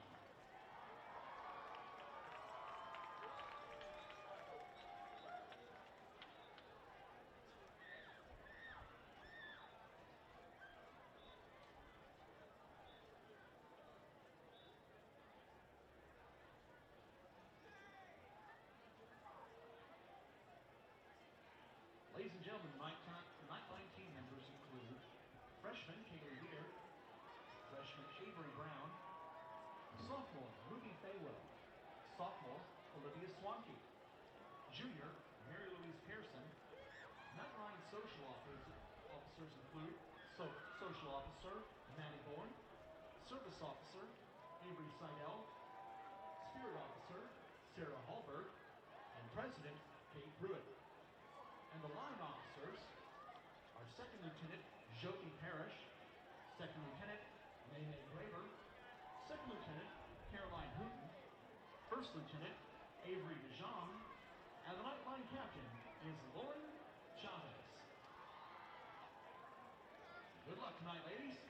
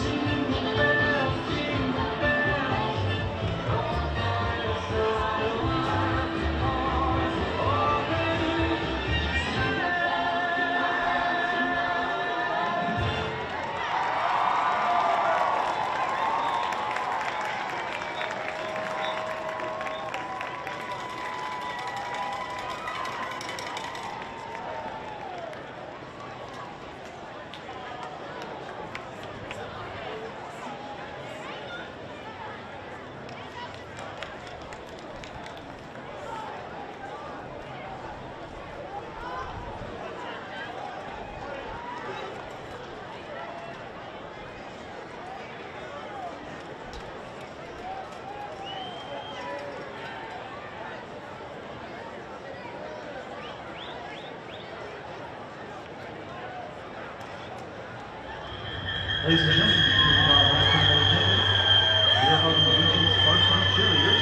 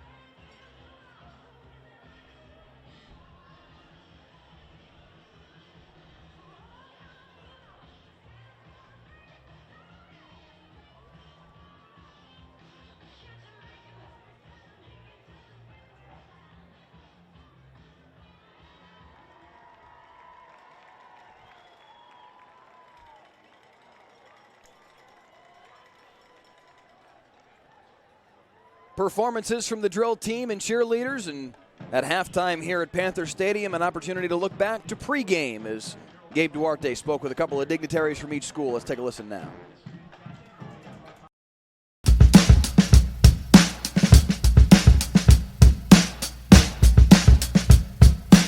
Gabe Duarte here, TAPS TV and radio. I'm here with Trinity Christian's own Coach Hart. Coach, tell us a little bit about your team. Well, I got a good group of kids, man, that came together, and we're able to get back to the state championship for our third time in a row. And that just speaks a lot about their character and their fire to get back. It's hard to come back at least once more and come back twice more. So I'm real proud of them for getting the energy to do it again. 3 straight appearances, that's fantastic. What's it like to be back for that third year? It's a blessing, it's a privilege, it's an honor to be back. We just can't wait. I mean, it's like winning all over again, honestly, because you got something to prove again that you can win it for a third time. So it's nothing easy. We got to prove we can win it again. Coach, best of luck to you. Hey, thank you. Appreciate you. Gabe Duarte with Andre Hart, the head coach of Trinity Christian Cedar Hill, before kickoff today. Now here we are at halftime of a 14-10 football game in favor of Hart's Tigers. I don't know that he expected to be in this close a football game come halftime, guys, but this is where things stand. They scored the first 14 points of the football game to Trinity Christian Cedar Hill, but Austin Regents with the most recent 10 points. Trevor Tezak with a 4-yard touchdown run, and Evan Chadwick with a 28-yard field goal right before halftime to cut the lead to 14-10, and Regents will have the football to start the second half here in about 5 minutes.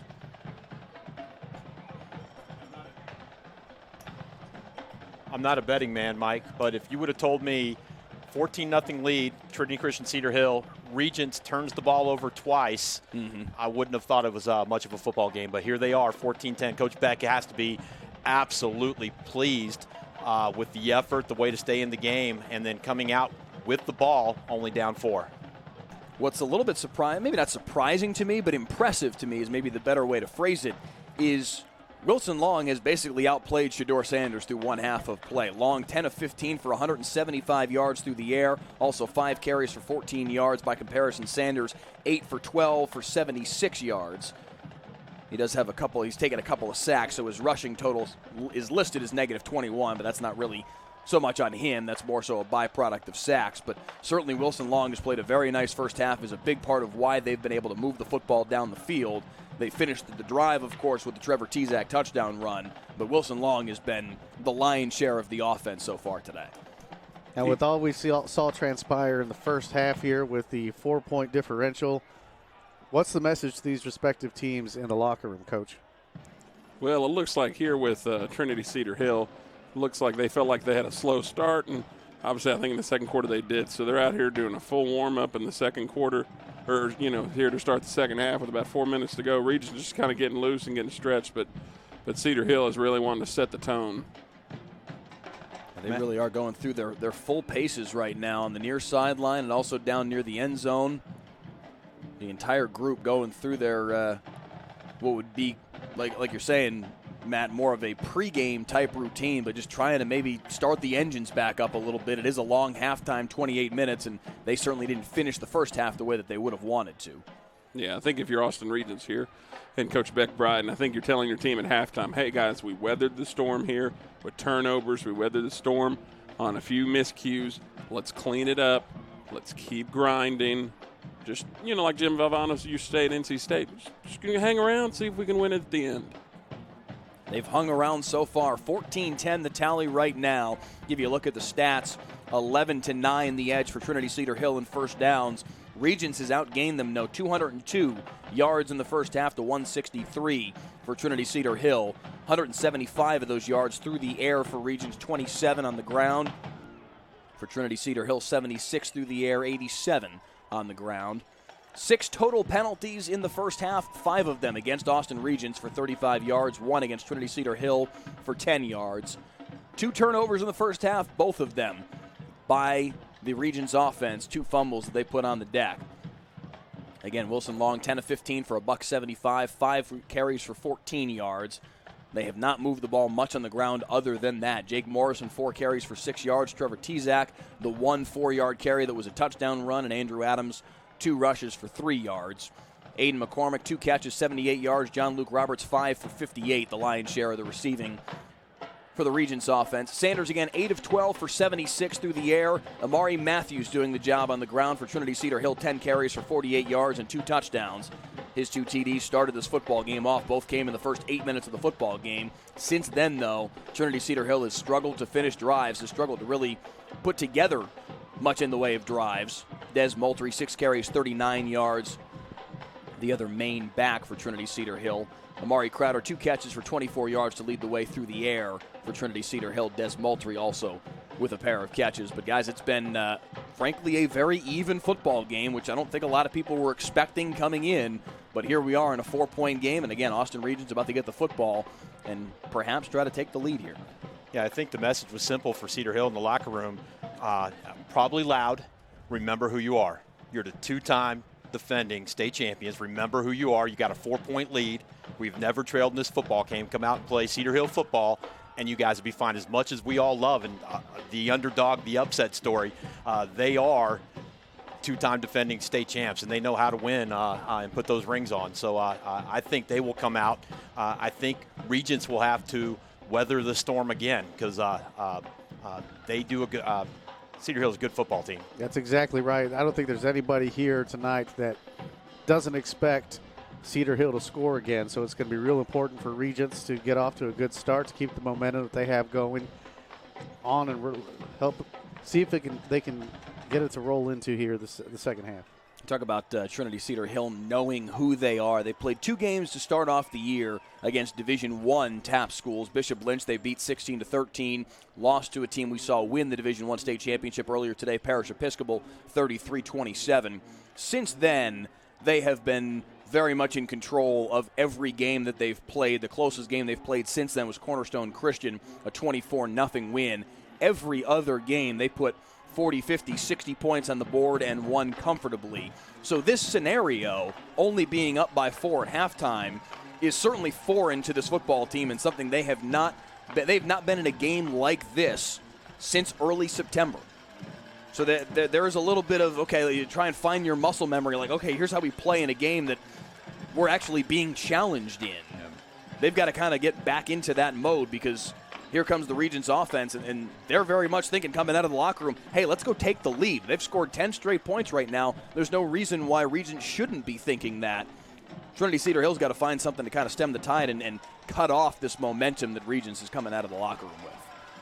And you're exactly right. Hey, we're getting ready to start the second half. I know Kale, Amasa, and Sheridan, you guys are going to be in bed when this game's over. Your dad loves you. You guys have a great night. Be good to your mom. We're watching some great football down here in Waco. It's a Friday night. They don't have to go to bed yet, right? Hey, when kids don't get sleep, and she's there by herself, it's tough to manage them alone in the morning. You can call me the bad influence on that. 12 minutes on the clock, start of the third quarter, and Trinity Cedar Hill getting set to kick the football away with a 4-point lead.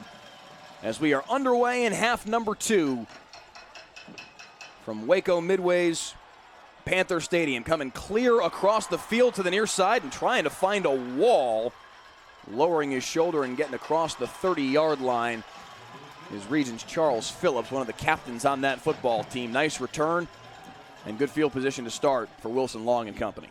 Matt, what are you teaching your kids there? I was thinking at first, hey, just fair catch that and get the ball in the 25. If he didn't make it to the 25, that would have been a mistake right off the bat. Yeah, absolutely. I mean, obviously with some of your skilled players, you want them to be able to go out and use the gift that God gave them. But the thing you really got to make sure, though, is you can't, give up a huge play just trying to make a play. You got to take the safe one and go. Jet motion, a fake, and Wilson Long's going to keep it himself and try and run to the right side. They'll give him the line of scrimmage, but nothing more, and it'll be 2nd and 10. Yeah, it's the third time they've looked at that play there, and they must have seen something on film that they thought they could attack, but it's been stuffed every single time.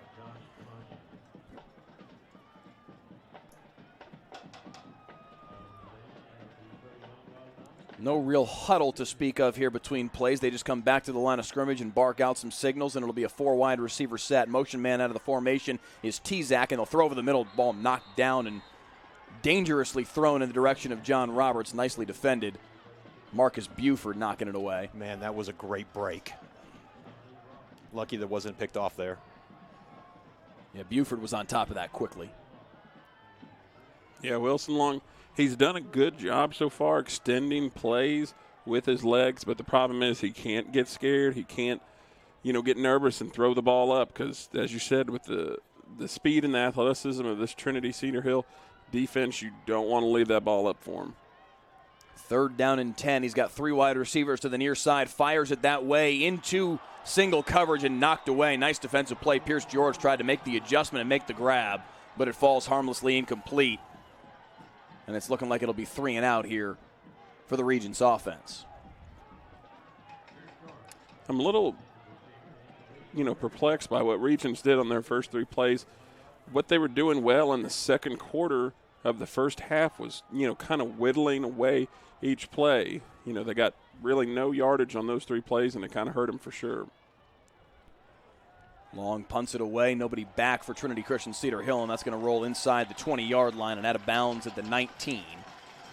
So a nice job by Long to flip the field. They've definitely had the better of the punting matchup today, and that's impacted field position all evening.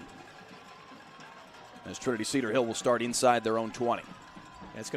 That will add up. Those mystery yards there, or those hidden yards there, will add up during the course of a game, and we'll see how that impacts in later on. But they are winning one of the phases of the game right now. They are winning the special teams phase.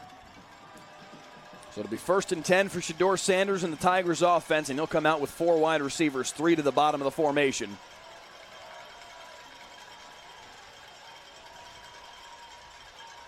They motion a man out. It's Buford. They throw it directly to him and try and set up the screen. Ball breaks loose. Still loose at the 20-yard line. Did Regents get on top of it? Yes, they did. Austin Regents with the loose ball at the 30-yard line. And a big mistake by Trinity Cedar Hill on their very first offensive play of the second half. Here it is. Knocked loose. I could not get a number on the replay there, but it was number 6, Will Westmoreland, who came up with it. Yeah, Buford's just trying to make a play, get extra yards, and just after contact, the ball got knocked out. It's hard to get on a kid when he's trying to make a play, fighting for more yards, but he coughed it up there. This could be costly. 1st and 10 at the 29-yard line for Wilson Long. Pressure in his face. He's got a man behind him. I don't think he knows he's there. Able to step through it. Fires into the end zone. Incomplete.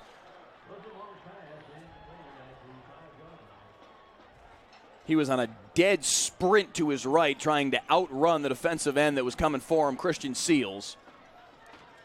Barely evaded him and then threw what was a pretty darn good throw into the end zone toward Aiden McCormick. Just barely missed him, and it'll be 2nd and 10.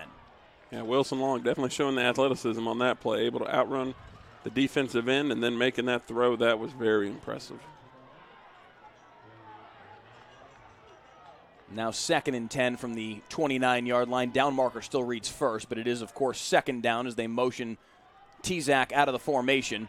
He'll fire deep over the middle this time, and no flag. Austin Regents certainly felt like there should have been one. Charlie Phillips never really thought the ball was coming. I felt like there was officials probably saw there not trying to get a lot of separation on the play. I think if you're an offensive receiver and you think you're getting held, you really got to show the officials, that evidence. And right there, Regents receiver didn't really move that much. Wasn't trying to get separation from the defensive back. Yeah, there was contact, but he was playing defense with his feet, not grabbing with his arms. It's just he was in just good position. These DBs are really well coached up at Cedar Hill. So 3rd and 10 now. They haven't moved the football since they recovered the fumble. Lots of pressure in Long's face. Barely stayed on his feet. He's back behind midfield now. Heaves it downfield toward the out of bounds, to the down marker, but out of bounds. Smart to throw the football away, and it'll be 4th and 10. Yeah, ball sitting at the 29, probably 4-down territory anyway. Yeah, outside the tackle box, past the line of scrimmage, so no threat of intentional grounding. That's a heck of a play just to keep the ball on the 28-yard line. He nearly lost his footing, too. It looked like that was going to be a disaster for a moment. Yeah, instead, they'll at least have a chance here on 4th and 10. 3 straight plays. Wilson Long has had to run for his life. Just a 46-yarder here if they tried, but a little bit out of his range. Would be into the wind. Pressure in his face. He's going to throw it deep over the middle into double coverage, trying to make the adjustment, and he draws the flag. Pierce George couldn't haul it in, but in double coverage, he draws the pass interference. 2 different officials. And one of the assistant coaches pulling. I think that was Coach Hart. They had to pull off the field there. It'll be a free 1st down for this Regents offense. Ball was on the 29, so half the distance to the goal line, put it about the 14.5. And a free 1st down on what was 4th and 10. Matt, what do you think about that? Offensive guys call that the back shoulder fade. Defensive coaches call it, hey, you just threw it short. Mm-hmm.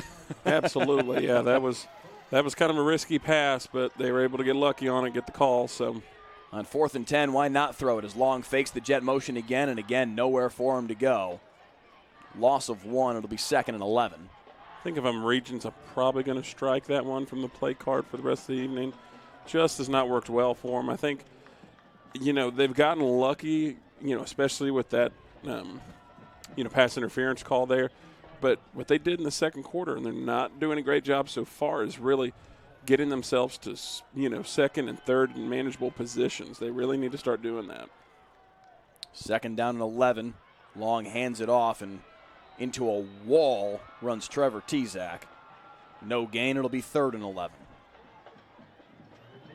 One thing I'd like to see Wilson Long at the quarterback position do a little bit more is kind of hit a few of his crossing routes. I know Cedar Hill's really athletic, really fast, but he's trying to go, I wouldn't say for the home run ball, but he's just trying to get, the big yardage plays. And you got to take what the defense gives you, especially on first and second down. 3rd and 11 from the 16. From here, it would be a 33-yard field goal into the wind. Long pressure, steps through one tackle, gets through another. Somehow he's still on his feet, pointing directions downfield. He's going to try and take off and run for it, spins his way out of bounds and takes a big hit. Picked up maybe 3 or 4 on the play. You know, if they convert this field goal here, that's on that quarterback right there, because he had 7-8 yard loss there, and he was able to escape all that and get a positive play with his feet. Impressive. Very impressive. Give him 4 on the play down to the 12-yard line, and that'll make it a 30-yard field goal, maybe 29, depending on where the holder, Carter Quo, spots the football here. Looks like it'll be right on the 19-yard line, so a 29-yarder for Evan Chadwell. And look at the flags. This may be Regents night after all, because there's been a wind all night, and the flags aren't moving. The wind has somehow died down. A 29-yarder from Chadwell on the way. Yes, sir. 1-point game here in the D2 State Championship game as Chadwell hits from 29. He's already got a 28-yarder on the day, and Regents is within 1.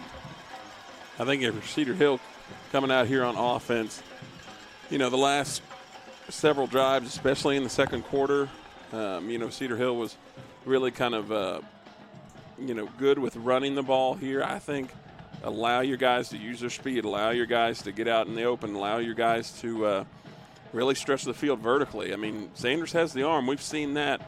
I think you've really got to get a spark here to get your team going again. What's important to remember, too, here, that field goal comes as a direct result of 2 very big plays. The fumble by Marcus Buford to give the ball back in the first place, and then a big 4th and 10 conversion courtesy of a pass interference flag. Those 3 points aren't on the board without those 2 plays. And those are really 2 mistakes by Trinity Christian Cedar Hill to kind of gift Austin Regents 3 more points and make this a 1-point game. You're absolutely right.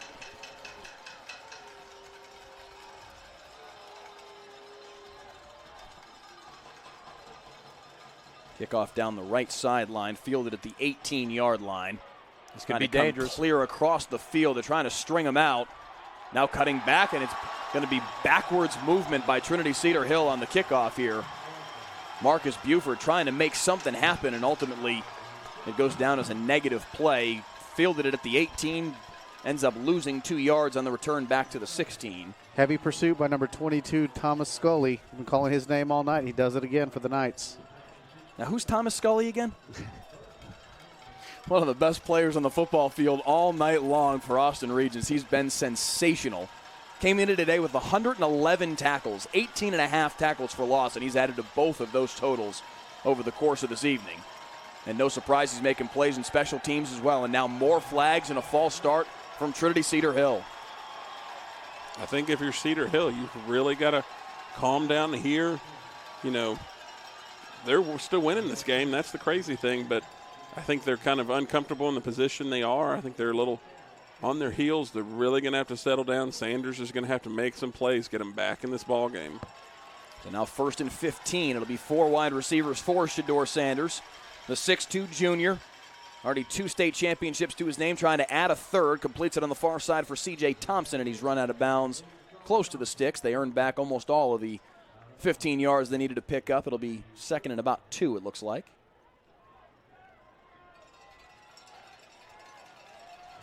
That is the danger of this offense. As much as they've been stifled a lot of the night by Austin Regents, certainly since those 2 opening drives, they are 1 play away from going to the house every time they touch the football. But this time strung out again, and it will be 3rd down and 2. No gain on the play for Desmond Moultrie. His helmet popped off at the tail end of the play. Great pursuit by the Knight defense. It looked like almost everybody got over there to keep that from being a 1st down. And the crazy thing was is when they were aligned right before the start of the play, they didn't have any linebackers. All their linebackers were out in coverage, and so that for them to be able to pursue the way they did, that was an excellent job by the Knights. They do give him a yard on the play, so it'll be 3rd and 1. Ball sits right on the 25-yard stripe. And it's going to be a 4 wide receiver set for Shedeur Sanders. 1 back in the backfield with him.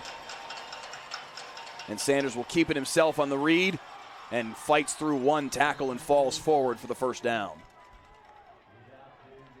Max St. John came out of the pile with the football, but the play very clearly over by that point. And the Tigers move the sticks.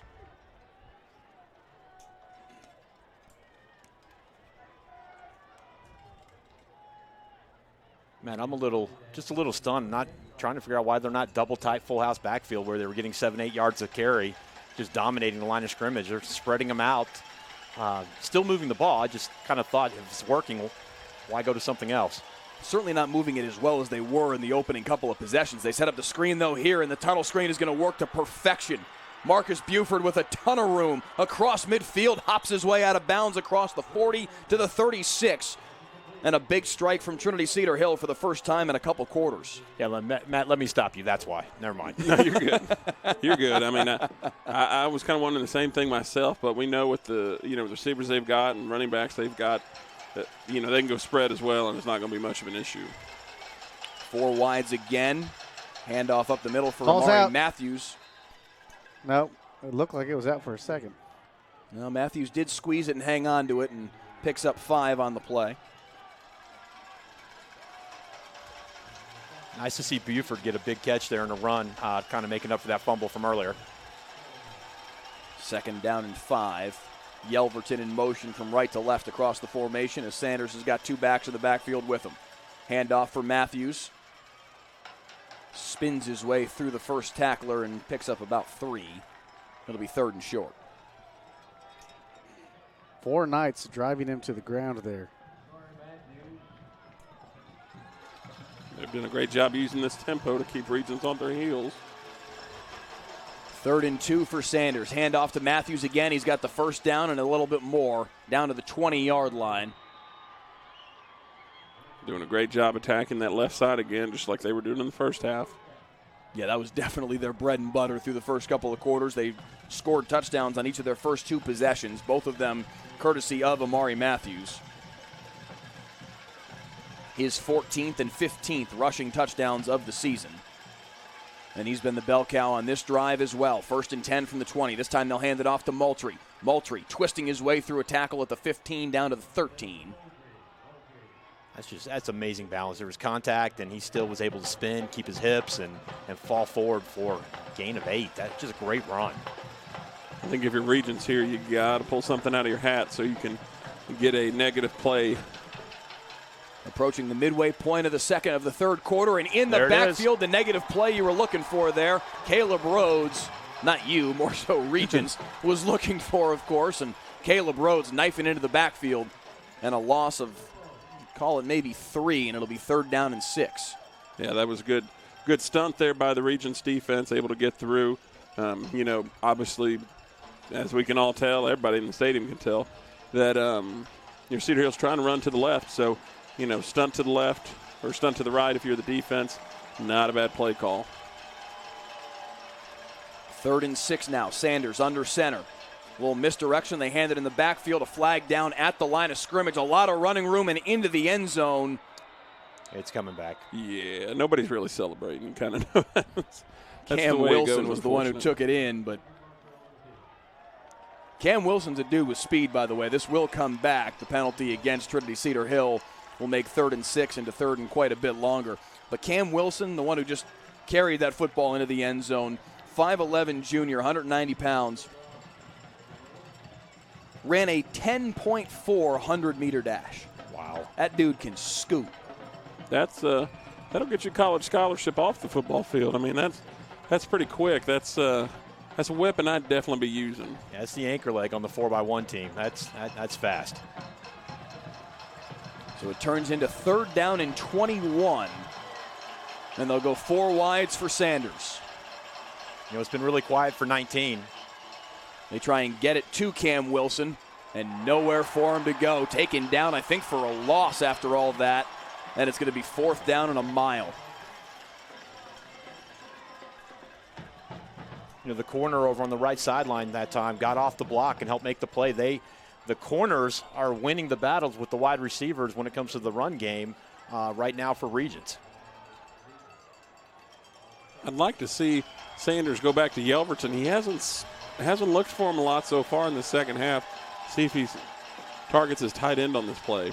4th and 22. They've got to get to the 10-yard line. He looks deep down the left sideline. Had a man. He overshot him just barely. C.J. Thompson couldn't quite haul it in, and it's a turnover on downs for the Trinity Cedar Hill offense. And look at the Regents sideline.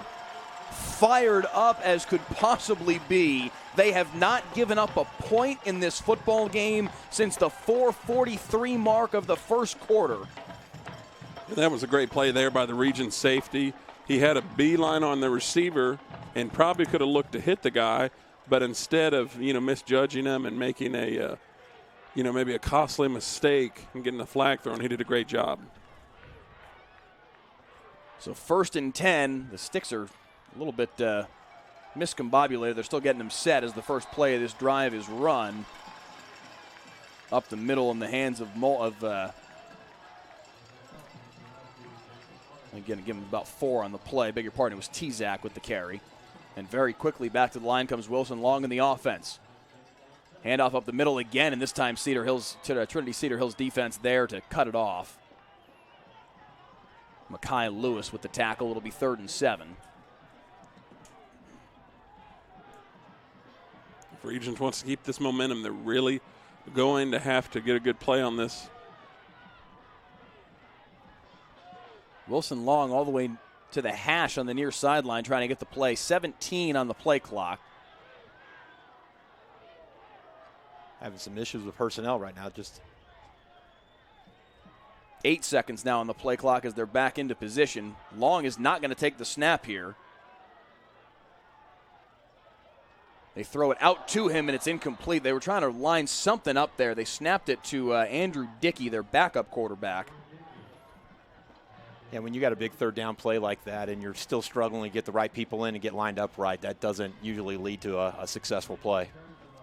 He threw it wide of Wilson Long. I don't know if they were trying to maybe set up a double pass, but that was very clearly a forward pass, so that wouldn't have worked even if they had completed it. That was a mess, frankly, for Austin Regents, and it sets up 4th down and 6 from their own 35-yard line. 5 seconds left on the play clock. And they've got somebody back this time for the kick. Little hesitation from Wilson Long before he finally punted the football away. And Marcus Buford takes it from his own 29, gets to the left sideline, and steps out of bounds at the 36-yard line. Wasn't great execution on that one by Regents on, I would say, most of their offensive plays on that drive. They're really going to have to clean it up if they want to be able to gain the lead here. Trinity Cedar Hill doing a great job defensively, really kind of sniffing out what they're trying to do. So let's see if they can do the same thing on offense. Obviously continue to use the run, but as I said before, I'd like to see Yelverton get involved in the passing game a little bit more. He's been pretty quiet. Matt, you see playing not to lose instead of playing to win? 1st and 10. They come near side for Yelverton, and he's taken down immediately. Did he catch it? They say he did. Yeah, that was kind of a slow developing play, obviously with a tight end like Yelverton. You really want to get him more kind of in the middle of the field instead of trying to stretch him outside. But, yeah, I don't know how they're playing this game right now. I'd play it to win it. I mean, you still got at least a good 15 minutes left to play. Yelverton only his 3rd catch of the day for a grand total of 10 yards. Handoff for Moultrie. Nice cut inside the first defender, and he's loose on the left-hand side. 1st down across midfield, inside the 45 and out of bounds at the 41. Lucky they didn't get 15 more tagged on there. Little extra tackling past the white lines. They had trips over here. They had Yelverton in the middle of that trips, and nobody was over the top of them. If Cedar Hill saw it, they'll take advantage of it in just a little bit. The coaching staff arguing pretty emphatically there. They weren't happy there wasn't a flag either. 1st and 10 from the 41, and Moultrie's got it again, and he's loose up the left sideline. Cut back across the safety, and he's into the end zone. Desmond Moultrie, touchdown, Trinity Cedar Hill. Wow. 41 yards up the left side. And Trinity's offense, frustrated for most of this night, finally unlocked, and a big touchdown from Moultrie. Yeah, if you're Cedar Hill, that was the way to answer right there. Get some extra yardage. Looked like there was a late hit possibly by Regents. And so for them to come out and score on the next play, that's definitely a very, emphatic yes from the Tigers. Hey, Matt, talk me through this flag here, because as a coach, this is one I struggle with. It's an extra point. They never huddled. You've got 25 seconds to get people on and off the field. So how do you get called with 12 guys on the field when there's still plenty of time to run somebody off? Yeah, I don't know. I mean, that's kind of surprising. They've obviously kicked several extra points this year with the amount of amount of touchdowns they scored. I think it's just got to make sure you stay organized, got to make sure guys know what they're doing. And now a flag for a false start, and that's going to make what was going to be a 25-yard PAT into a 30-yard PAT. This is huge because if he misses this, you can tie it up with a touchdown, or you can win the game with a 2-point conversion. We know Cedar Hill has not punted very much this season. We saw that with the 2 attempted punts here in the game. Do we know what their kicking stats are? They did not have kicking stats for me, but rest assured they've kicked plenty of PATs this year, and Bryce Godfrey, without too much issue, puts it in from 30 yards out, and it's 21-13, Tigers in front. So he'll have a little range after seeing that. If it comes down to it at the end of the game, somewhere between the 27 and the 33, it looks like he would be okay. So Trinity Cedar Hill with their first score in a little over 2 full quarters. Desmond Moultrie from 41 yards out. And that restores their 1 touchdown lead, a touchdown and a 2-point conversion now in front of Austin Regents. The Knights have never led tonight, but they've been very close all through this evening. Now their offense needs to continue to play well to try and fight back and stay close in this game. You know, this feels a lot like that Thursday night ESPN game early in the season between them and Parrish. Trinity would go up and just couldn't separate in the second half, and Parrish kept whittling away and then finally took the lead late in the fourth quarter. William Suliapan to kick it off for Trinity Cedar Hill, and using what's left of the wind to send it back to the 4-yard line. Straight up the gut to the 27-yard line, and here comes Wilson Long once again. Yeah, man, with that new rule, all that work for 1 yard. Yeah, I would tend to probably told him to, raise the hand, shake it a little bit, and get us to the 25, but it's all right. Big thing I want to see here from Wilson Long and from the Regents offense, they've got to stop trying to go for the big play, stop trying to go horizontal. They really need to whittle down some yards and get some manageable plays that they can get some good yardage on. 1st and 10 from their own 27. Handoff up, then the ball broke loose. It's Trinity Christian Cedar Hill football. Still on his feet is Mekhi Lewis inside the 20-yard line, and he's breaking away to the goal line. Scoop Touchdown, and score. Mekhi Lewis. Yeah, that's not the way you'd want it to go if you're a Regents player or fan right now, but if you're Cedar Hill, that was huge. In a blink, it's a 2-touchdown game. I mean, we're all expecting the big playability from the Tigers, not necessarily on defense. What a great scoop and score there. Here it is again. Mekhi Lewis, the senior linebacker. I think if I was Coach Sanders, I might try to hand him the ball. He broke a couple tackles right there. Yes, I know it was did. against the offense, but he was scooting right there. A great job to obviously get the fumble, but to get that score too, that was a heck of a play. Yeah, this is smart. This is smart counting the points right here, trying to get the 2-point conversion. So here comes Sanders in the offense, trying to make it a 3-score game. I beg your pardon, a 16-point game, and they take him down to the backfield, so it will stay 14, 27-13. But a big play by Mekhi Lewis. 3:03 on the clock here in quarter number 3. 18 seconds after Desmond Moultrie's 41-yard touchdown run. The fumble recovery for a touchdown. And I call it a fumble recovery because technically it was, but he basically just had the ball fall in his lap, and he just took off running with it. Yeah, what a great memory for him. Defensive touchdown in a state championship game. Yeah, it doesn't get better than that, does it? And when that first contact, he wasn't going down. He was going to the end zone. Defensive player's dream. Regents has been down by 14 once in this football game. They then scored 13 consecutive points to cut it to a 1-point game. They're going to need at least 2 scores to come back in this football game over the course of the final 15 minutes and 3 seconds here at Panther Stadium. Matt and Mike and Gabe, I'm a little confused. Extra point puts them up 15, forces Regents to have to convert a 2-point to do something here. I'm not sure why they just didn't kick it. I looked at the scoreboard and saw them going for 2 and thought it was the right move, but the extra point gets them up 15. Mm-hmm. Yep, we'll see if it comes back to haunt him. That's a block in the back. Yep. And a no-question flag flies in from two different officials. No, they're kind of scratching my head there. You know, another one where they could have done the fair catch and gotten it to the 25. And now they're half the distance. Yeah, they're going to be pinned very deep in their own territory. Once again, negative plays, as we've seen all the time here at this state championship weekend for TAPS football. You cannot shoot yourself in the foot, because if you do, it's just, you know, it's much harder to get yourself going back in the right direction. Yeah, that window of hope starts to close really, really quick, because the game's starting to get short. We're only 3 minutes away from going to the fourth quarter. And they walk the football all the way back to the 6-yard line. 1st and 10 for Wilson Long in the Regents offense, but Long is going to be standing with his heels inside his own 5. Heck, if they go shotgun, he's going to be standing in his own end zone practically. Put him at the 1 with a 3-wide receiver set, and they do draw him offside, so they'll get a free 5 yards to make this a little bit easier, I think, unless they call it on the offense, but the near side line judge is signaling offsides on the Trinity Cedar Hill defense, and it'll be 1st and 5. Yeah, it's going to give them a little bit of breathing room.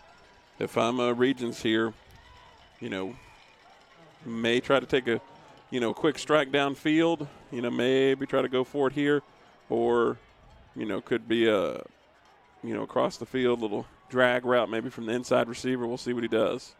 Aiden McCormick is their deep threat, number 12. They send a man in motion. Again, they try the jet motion, and this time they at least gain yardage on it. It has not been a particularly effective play for the Knights offense tonight, but this time they pick up 3, and it'll be 2nd and 2. Yeah, they must see something. Trying to stretch one of the fastest defenses in the state of Texas from side to side.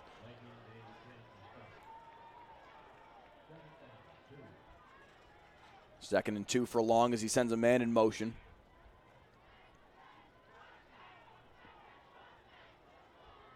Flag comes in, maybe an illegal motion here. Did they not get set before they snapped the football? He threw that ball beyond the line of scrimmage, too. Yep. 3 different flags down on the football field. Insult to injury there. That was not a good idea. Matt, you've been making the case much of the night that Regents needs to get to the smart, safe play, not try and do too much. We saw a lot of success with that when they were able to score, but now they're starting to look like they did more in the early in the first quarter when they were struggling moving the ball. Yeah, I think what Regents needs to do here, obviously stop shooting themselves in the foot. That's definitely hurting them right now with the multiple penalties we see on this play. But I think what they're going to have to do, it's 2nd and what? Well, it'll be 3rd down because they did signal it was an illegal shift, but then also an illegal forward pass. They declined the illegal shift, take the illegal forward pass, and the loss of down. Mm-hmm. Bring the ball back to the 10-yard line. It'll be 3rd down and 6. Yeah, I think they're really going to need to get a 1st down here. If they don't, that's really going to give them momentum back to the Tigers. Long, pressure in his face, steps through one defender and comes to the near sideline, fires downfield, too tall for his intended target and incomplete, right through the hands of John Luke Roberts. I'm not sure if he was throwing to Roberts or if he was throwing to his other receiver further downfield. I think that might have been Pierce George. He had both of them kind of in line with one another, but neither able to make the catch, and it's 4th and 6. I think for Cedar Hill, this has been a great defensive stand for you. Been able to get the quarterback out of the pocket, really being able to make him make some, I wouldn't say questionable throws, but just kind of some risky throws, especially against these pretty talented quarterbacks for Cedar Hill. I think this is really what they've been looking for, and really good to see them dialed in. Motion man, and they are going to go for it here on 4th down and 6. They drop back usually into a punt formation, and he hit his man, and Roberts dropped it. John Luke Roberts had the football in his grasp at the 30, would have been a 1st down, and he let it go through his hands. Yeah, it's tough. We call that trickeration, and everything worked out. They got the ball. He was still in the punt position when he threw it. They got the ball to the guy they wanted to. It would have been a 1st down, and just unfortunate situation there. Now, here's the reality of that going wrong. 1st and 10 from the 10 for Cedar Hill. Gutsy call, though. In a game like this where they've been blown out each of the last 2 years, why not go for it? You're finally in a game. But yes, it does set up 1st and goal as the ball sits right on the 10-yard stripe for Shedeur Sanders. Handoff to Amari Matthews, slips the first tackle in the backfield and picks up about 4, given the 6-yard line. There's been several, as you said, kind of some, definite risky plays. You see Les Miles, kind of the riverboat gambler. I think we can call Coach Bryden the, Lake Travis gambler here, because he's been trying to get some plays going for his offense, but it just has not gone well. You can do that. He's got the trust of his community, his team. He's been doing it a long time, and you can get away with those calls. Handoff to Moultrie on 2nd and goal from the 6, strung out well by the defense. They'll give him the 4, and it'll be 3rd and goal from there. Yeah, I think he's been in more state championship games than I have been coaching. So definitely, I definitely will, look to Coach Bryden for more coaching advice than I can remember. 20 seasons for Bryden at Austin Regents. This is his 11th appearance in a state championship game in those 20 years. Titles in 01, 02, 03, 06, 2010. State runners-up in 08, 11, 16, 17, and 18. Trying to not add to that second category tonight. Well, the interesting part of it, too, is Coach Bryden, he's been there for so long. They started out at a 6-man program back in the early 2000s. Were able to reel off 3 state championships there, then eventually moved their way up to 11-man. And pretty much at every level they've been at the game, they've been successful. So great program there built by Coach Bryden. I love this quote from him when I talked to him earlier this week about the challenge of playing Trinity Christian Cedar Hill for a 3rd consecutive year and trying to knock off this heavily favored dynasty-level team. He said, hey, before Mount Everest was climbed, nobody had climbed it. He said, you have to go get on the bus and try, and they've done that and then some tonight. They were at one point in this second half in a 1-point football game, but they need a stop here on 3rd down and goal from the 4. Out of the timeout by Trinity Cedar Hill, it'll be Sanders in shotgun. He's got 2 wide receivers to the right, a tight end to that side as well, and a back to that side, and he'll roll to his right. Fire that way for Yelverton. Touchdown, Tigers. Nice. That was a nice design play. Yeah, they've been running a lot out of that look, and to really, get a good fake there, get Yelverton the ball, who really has, outside of that been, I wouldn't say quiet tonight. He's done a great job blocking on the edge for him, but this has been a really good play for them and an excellent score there for the Tigers. Here's the reality of playing a football game against Trinity Christian Cedar Hill. It was 2 minutes and 30 seconds ago of game time that this was a 1-point game.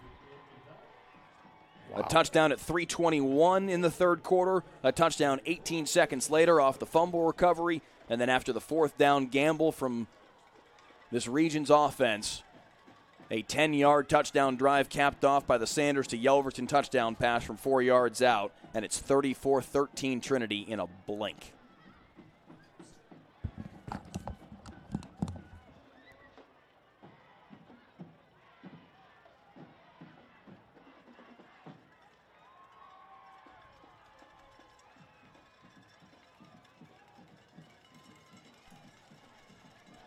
.52 seconds left here in the 3rd quarter as Suliapan gets set to kick the football away.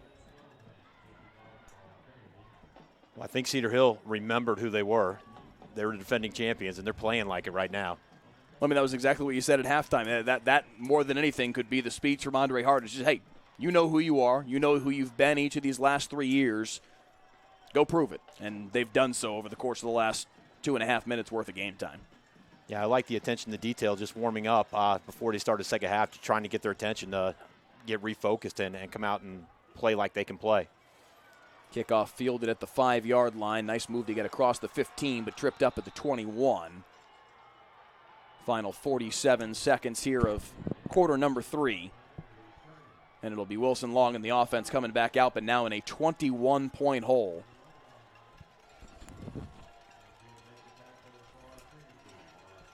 The one thing that you see, especially with a lot of high school players, either side of the ball doesn't really matter. If you give a team confidence, they really can run with it. And as you can see, Cedar Hill has been playing with confidence most of this second half. And if you continue to let them have it, they're going to roll. Ball sits at the 21 for Wilson Long. 1st and 10. 12 minutes, 47 seconds left to try and pull something off once again, and that's not going to help. Taken down in the backfield inside the 10, a loss of 12 on the sack. Great coverage by the Tiger defense downfield, and they should get credit for that sack. And if Regents wants, that can be the final snap of an inauspicious third quarter for the Knights. There is 20 on the play clock, 17 on the game clock. They will snap it one more time here in the third quarter. And trouble, and they tried to set up the screen. It was set up. If Tezak could have seen the football coming, they had something set up, but it falls incomplete, and it'll be 2nd down and 22. Yeah, there was no hesitation. Beg your pardon, 3rd down and 22. No hesitation from that rush. He did not have enough time to even let the screen set up. They're coming so hard, so fast right now. Yeah, I think you're looking at it too. First half or first quarter, definitely won by Cedar Hill. Second quarter, won by Regents. And then obviously this third quarter has been all Trinity Cedar Hill. 3rd and 22 for Long. Final 10 seconds of this third quarter. Cuts back to the near side of the field. He's got some running room across the 10, across the 15. Can he get the corner? Kind of, out to the 25, but he's still going to be short of the first down marker. And that's the final play of quarter number 3, fourth quarter of the Division II state championship game. Coming your way next on TAPS TV.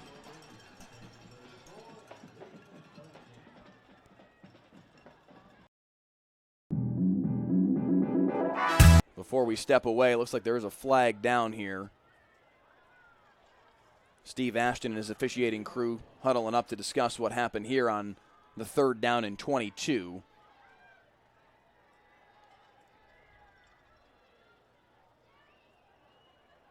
And they wave the flag off. Not 100% sure why the region folks are upset. There was a block in the back right here, right in front of their sideline. So if the flag was waved off, that should be the end of the third quarter. And it is. We'll be back on TAPS TV.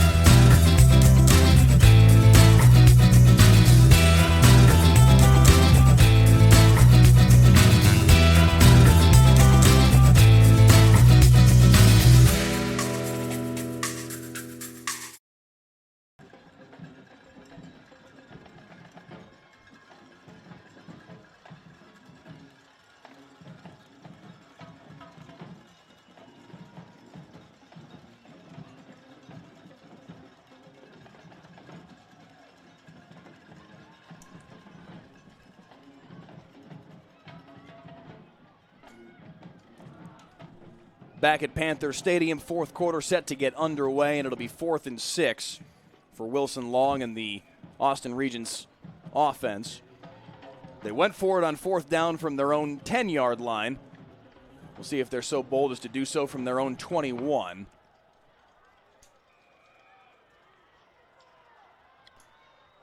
Again, they do punt out of this formation, and they will. Nobody back for Trinity Christian Cedar Hill as it bounces inside the 45, and an attempt to down the football at the 41, and that's where they'll mark it. Put it at the 40 is where they drop the bag.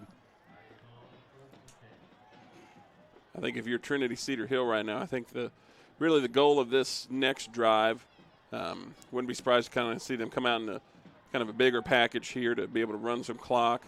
They've obviously got the size up front, and running backs have been performing well so far. They've been attacking the left side.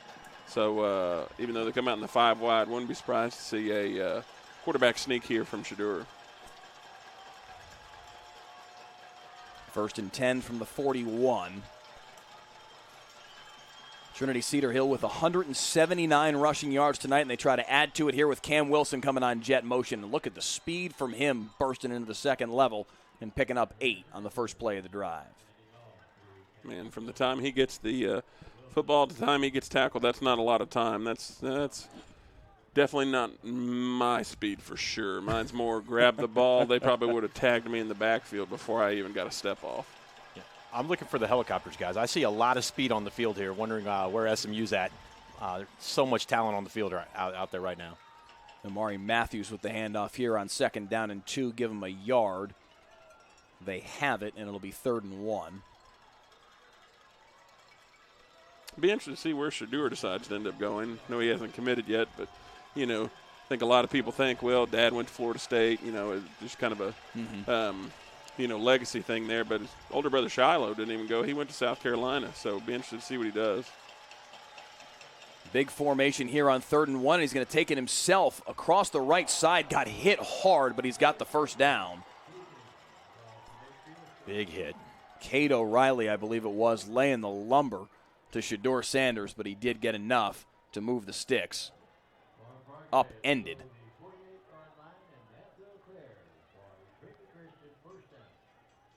1st and 10 at the 48. Clock now under 11 minutes to play, 4th quarter. And Trinity Cedar Hill with a 21-point lead, trying to run this one out. Matthews with the handoff again, stood up, maybe got a yard.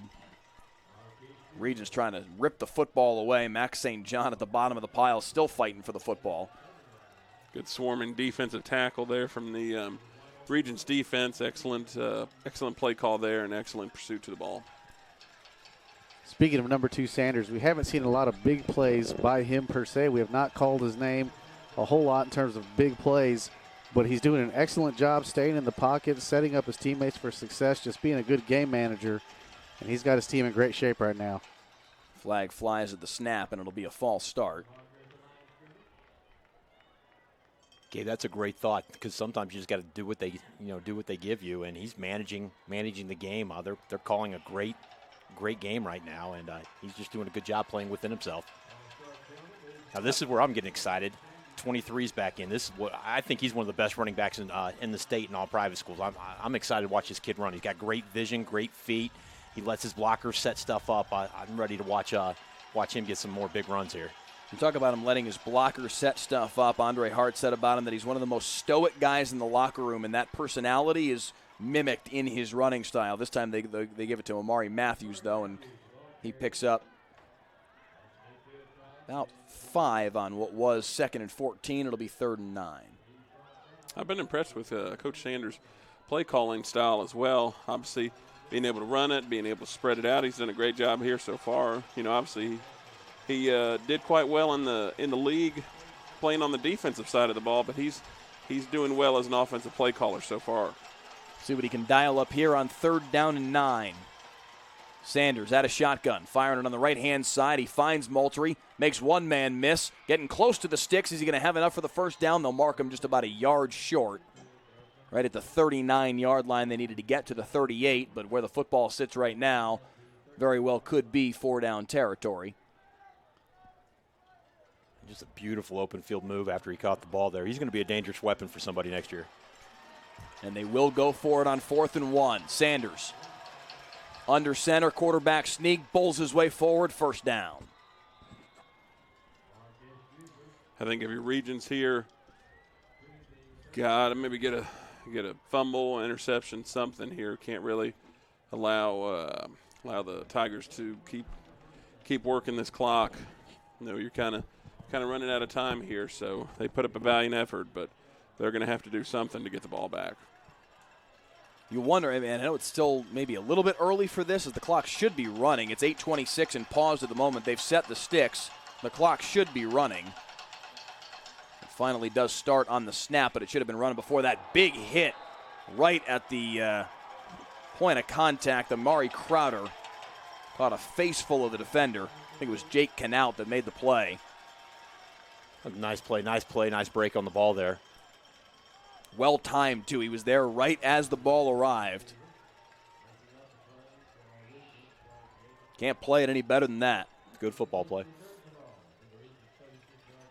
Beck Bryden calls him the quarterback of the defense, really one of the leaders for this group. Makes a good play on the football there. Now Moultrie gets the handoff. Nice move in the backfield, getting to the near side, getting to the corner, and he's around the edge to the 20, inside the 15, and out of bounds. Nice run for Des Moultrie, and a first down for Trinity Cedar Hill. That's beautiful. There was nothing play side. He just cut it back left and just took off. That's a gifted runner, but with gifted vision and great feet.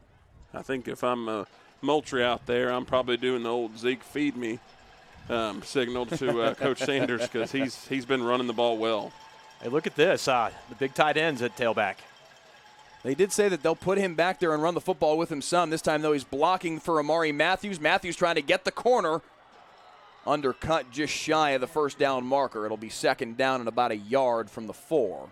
Yeah, Matthews does a great job, taking some contact and still keeping his feet moving, staying.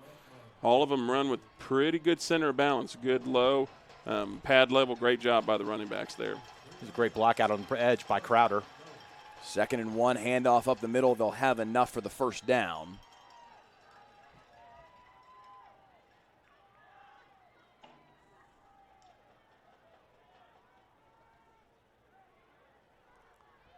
Ball sits at about the 3, and it'll be 1st and goal for Sanders. He'll be under center once again. 3 backs behind him.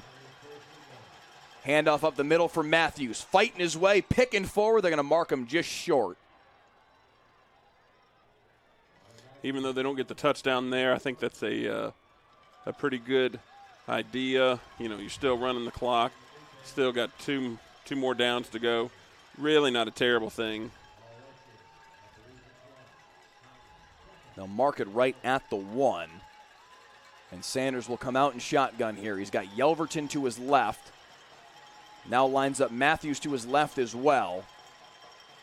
And he's going to hand it off to Moultrie. No, he's going to keep it himself. Ducks his shoulder, tries to get into the end zone. He's going to be short again. It'll be 3rd and goal. Looked like some confusion on what they wanted to get done there. Yeah. Still, once again, they're rolling the clock. So even though they haven't scored yet, which I think they got a good chance to do here on 3rd down, it's not a terrible thing. Now, running a couple extra plays at this point, never a negative for Shedeur Sanders and company as he's under center on 3rd and goal. Sanders, handoff middle, and again, penetration in the backfield. Nice job by this defensive front from Austin Regents to make this difficult. Again, tons of time is coming off the clock in a 21-point football game, so there is that inherent negative for the Knights. But keeping them out of the end zone on 3 straight goal-to-go plays, it'll be 4th and goal, and they knocked him back to about the 3.5-yard line. Matter of fact, they're going to set it right on the 4. Yeah, they're still playing hard. You know what? Watching this game, that still says a lot about how they feel about their coaching staff. Hey, we're going to play hard for you no matter what the score is. So on 4th and goal from the 4, as the play clock was winding down under 10 seconds, Shedeur Sanders will call timeout. 5:44 on the clock, 4th quarter. Trinity Christian Cedar Hill looking for a 3rd consecutive state championship, leading Austin Regents, the team they've played at this stage each of the last 2 years, by 21 points. Regents trying to keep them out of the end zone and keep it a 21-point football game on the forthcoming 4th and goal from the 4. You can't stop them. You can only hope to contain them. And for a while, they had contained them and made it a game. But man, they are explosive. They scored, and they scored in a hurry. Desmond Moultrie with a 41-yard touchdown run, and then 18 seconds later off the fumble recovery by Mekhi Lewis, he took it in for the score, and it was 27-13.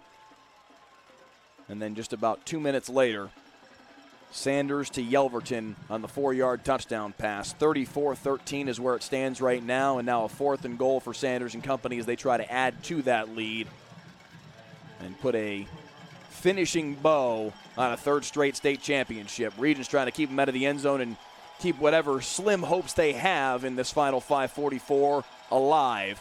It'll be Sanders from under center. Play action.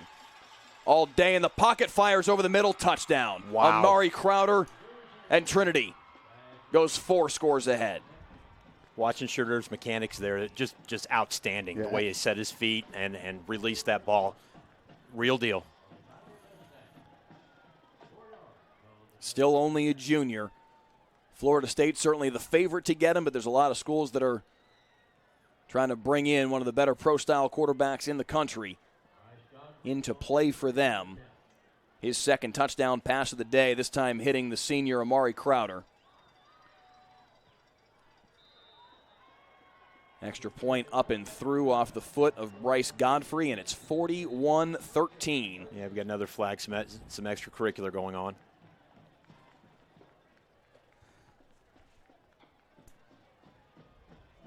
This game has been kind of the inverse of what we saw each of the last 2 years in the state championship game, where Trinity Cedar Hill built up a very large halftime lead, only to see Austin Regents come back and really outplay them in the second half, certainly last year. You could make the argument to a certain extent in 2017 as well. This year, Regents with a very impressive first half, trailing by just 4 at halftime, came out of the halftime break very well. In addition to that, 29-yard field goal to make it a 1-point game after they had caused the fumble on Trinity Cedar Hill's first possession of the second half. It's going to be a personal foul against Trinity Cedar Hill. The extra point will count because the infraction came after the play, so they'll kick it off from 15 yards further back. But a fantastic effort from Austin Regents to make this the football game it was through 2.5 quarters or so. But late in the third and then here into the fourth quarter, it has been all Trinity Christian Cedar Hill as they've scored 4 consecutive touchdowns to lead 41-13 with 5:39 to play.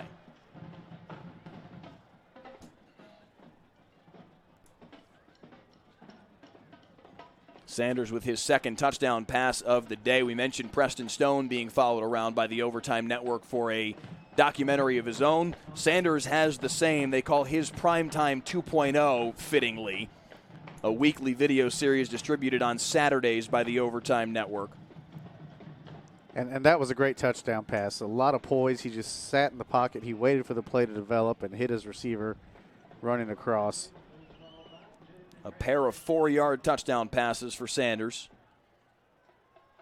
You know, you don't see a kid stay in the pocket like he's taking 3 sacks tonight. Quick pressure from Regents and still kind of fearless back there. Just stood up, stepped into that throw, and made it look easy. And where you might expect a lot of young quarterbacks to try and run in those situations, he's not. He's being patient and he's picking apart this defense. So now with a 28-point advantage, Suliapan kicking into the wind from 15 yards further back than normal, fielded at the 35 and brought out to the 45. Another flag after the play and a little bit of extracurriculars after that one as well. Surprised we didn't get a flag there too. Aiden McCormick brought to the ground and gesturing back at the Trinity Cedar Hill sideline. The flag was way behind the play on the other side of the field. We'll see what Steve Ashton and company have to say here. They've done there's been some chippy moments tonight, but they've done a nice job of at least keeping this game under control to this point. Again, 2 teams that know each other very well, are quite accustomed to one another and meeting at this stage. Now the 3rd consecutive year they've gotten to this point. So you can understand the emotions running high. Regents trying to pull off this big upset.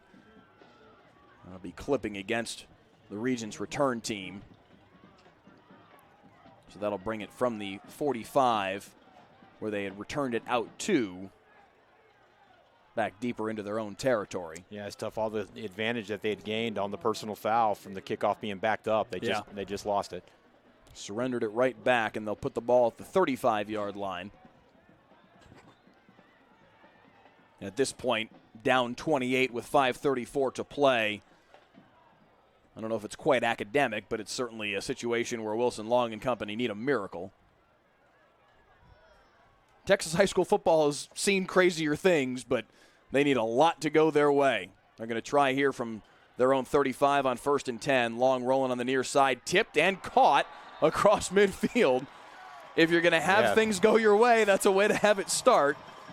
Yeah, if you need a miracle, where it needs to start with a tip pass. It's a good play. Wait for that receiver to stay with it and keep focused on the ball.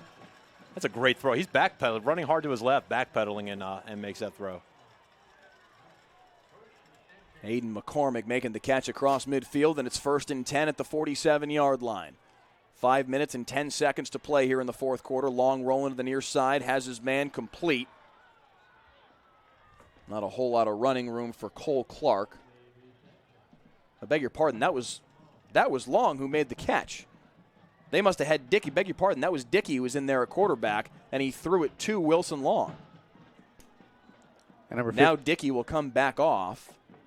Number 15, the linebacker for Cedar Hill, with a great job not letting him get away. Nice open field tackle by the linebacker. So Long back at quarterback here for 2nd down and 9. Pressure coming behind him, able to spin away from it and head to the far sideline. Now again, he's got a defender in his face, gets away from another, and he'll run out of bounds, dragged down from behind as he picks up maybe a yard and a half or so. Regents crowd hollering for a flag, but there was nothing wrong with that at all. The defender was on his legs long before he went out of bounds. You know, it's little things that go unnoticed. Getting your sophomore quarterback in there just to get one snap in a state championship game gets him ready for next year. Hey, this is going to be your show next year, and just very smart. Game's probably out of reach, but getting him a rep, smart move. 3rd and 7 and wide open on the near side and right through the hands of Carter Quo. He had nothing but green grass in front of him, maybe one defender, and he had a blocker out there to help him get around him. That could have been 6 for Carter Quo, but number 5 didn't squeeze it. Yeah, those are the tough ones because you're thinking, I'm going to get to the end zone, and you start thinking before the ball actually gets there.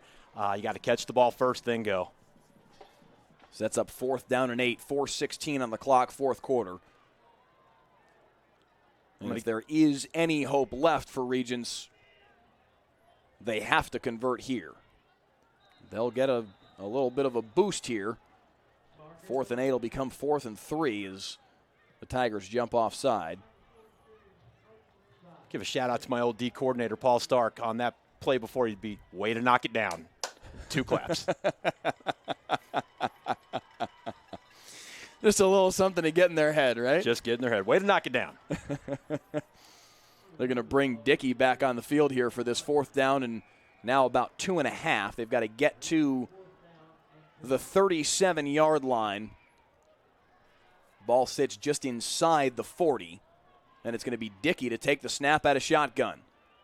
Looking up the middle, trying to find John Luke Roberts, and it falls incomplete. No flags on the field, and it's Trinity Cedar Hills football. 4:12 on the clock. Regents does still have all 3 timeouts left, but in a 28-point football game, chances are good that's the last time they touch the football, as Trinity Cedar Hills is going to try and run out the clock on a 3rd consecutive state championship for a school making their way out of TAPS after this year. Yeah, there's still a lot of talent in that backfield. I think every kid that touches the ball is going to think end zone. So we'll see here. They're just got some gifted runners. Amari Matthews chopped down right at the line of scrimmage, falls forward for 3. And, going back to last year's game, Cedar Hill was in a similar position. Even though Regents came back, the game was decided, and they kept their foot on the gas pedal. So it's not going to surprise me if they don't go with running the clock based on what we saw last year. They've got big playmakers, and they sort of struck me as a team that thought, this is what we do. Let's just keep doing it.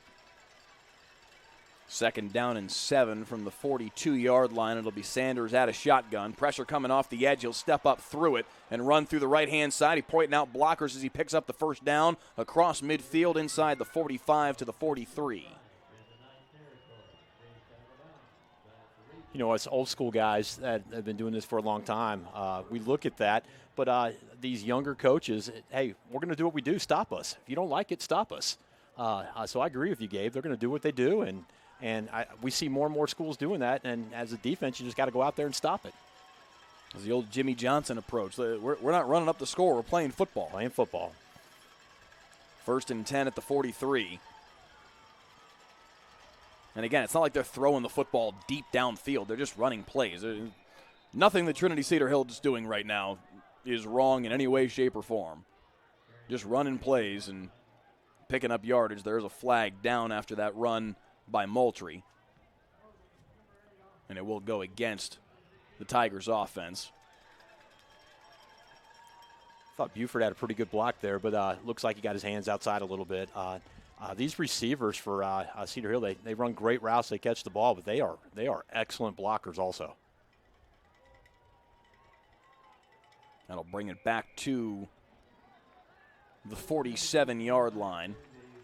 Spot foul, and it'll be first down and 14 from there. 3:10 and moving fourth quarter as Trinity Cedar Hill winding down the clock on a fourth consecutive state title, leading by 28 here. Behind 2 touchdown passes from Shedeur Sanders in the recent going, and Moultrie cutting up field, getting back to the original line of scrimmage. Moultrie's got a touchdown run on the day as well, 41 yards out, and his touchdown's really what set off the what was frankly a ticking time bomb that is this Trinity Cedar Hill offense. You knew at some point, as great as Regents played through 2.5 quarters, you just knew, okay, at some point it's going to pop off. At some point it's going to pop off, and sure enough, Moultrie was the detonator to that. 41-yard touchdown run to make it 21-13, and they scored 3 more times since then, 2 of those within 2.5 minutes. Pressure here for Sanders, and he throws it out on the near side for Moultrie. Taken down hard after the play, and a little frustration. No flags, officials separated, and it'll be second down and 11. Regents has had opportunities to get a lot of pressure on. They've had their chances to get to him tonight. And a lot of coaches out on the field. One of them is particularly upset. I can't tell who that is.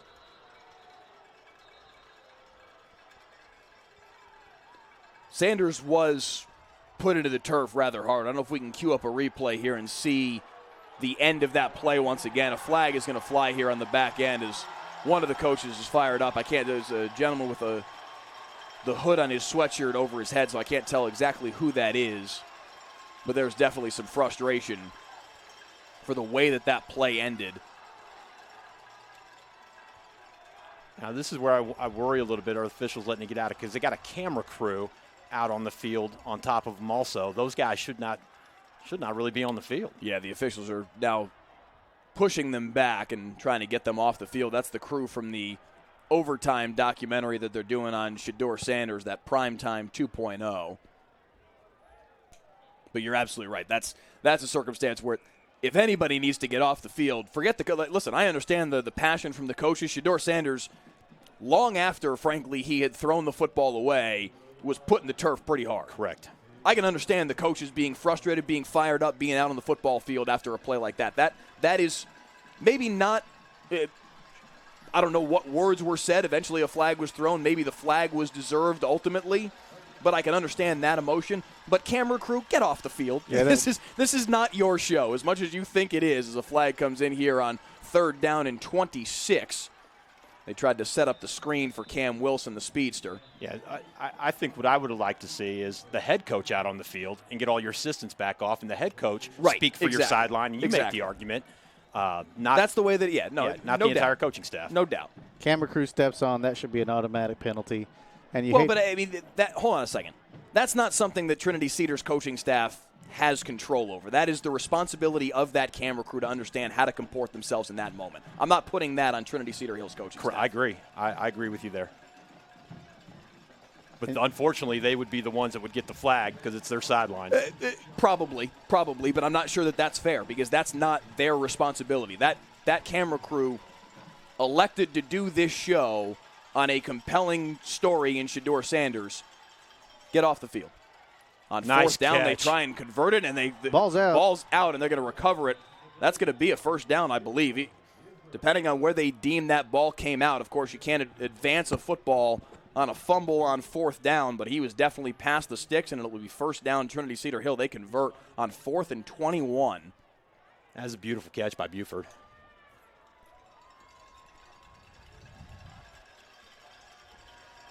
Nice ball from Sanders as well. Buford running off the football field after taking a hit at the end of the play. They'll let him get off the field before they snap it here. They weren't in a huddle, so no penalty for 12 men on the field. Sanders is going to fire into the end zone now, deep down the right sideline, into the end zone. Amari Crowder, touchdown. The ultimate payback there for that rough hit on Sanders. Yeah, we just got another flag. Something happened, I think, on 54 with Regents. Ben Schultz, the nose tackle. And another one. Now another flag as Sanders comes running off. And there's the camera crew again. Now, I'll say this. In that circumstance, after a touchdown, less of a concern in my mind. Tense moment where the officials are out, when the coaches are out on the field screaming at the officials, upset about a no call. Probably the time to back off. Celebrating a touchdown, whatever. The play's over. I'm not that worried about it. Heck, I've done it myself shooting a game where I'm out on the field shooting a player celebrating a touchdown. I'm not going to worry too much about that. But it's become a little bit unsettled here in the final 3 or 4 minutes of this fourth quarter as Trinity Christian Cedar Hill throws another touchdown on the board. Sanders to Crowder once again. Second straight hookup for those two for a touchdown pass. And if you saw the final score tonight, you never would have believed that it was a 1-point game midway through the third quarter, but it was indeed just a little while ago.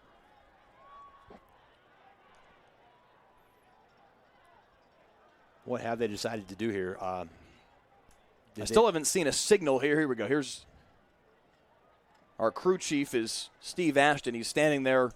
Here we go. The touchdown indeed does count. That makes sense. That all of this happened after the play. Unsportsmanlike penalty against Trinity Christian Cedar Hill. A separate unsportsmanlike also against Trinity Cedar Hill, and an ejection. I didn't catch the number. Okay, so the interaction with 54 was the flag was on Cedar Hill. Again, as we discussed earlier today in the Parish JP2 game, the second guy is always the one who gets caught. We're not sure exactly what happened to precipitate all that. But the two flags both go against Trinity Cedar Hill. They'll kick the extra point here from the normal distance, but then that will affect the kickoff. Not that it makes much difference as they're about to go up by 35 points with 94 seconds on the clock. But so who did they end up ejecting out of the game? I didn't catch a number. That is unclear. Not that it frankly matters a whole heck of a lot with 94 seconds left until Trinity's hopping on the bus and celebrating a state championship. As you can hear the chants from the crowd, three-peat. And that it is. It's tough to do. And they've separated and woke up and put this one away. Extra point on its way. Another flag at the tail end of the extra point as it's up and through. 48-13. Helmet came flying off there. We're devolving quickly here. Is that 5 consecutive plays with flags? It's been a few in a row for sure. And it looks like this one may go against Regents based on the reaction that I just saw from Thomas Scully as he was coming off the field.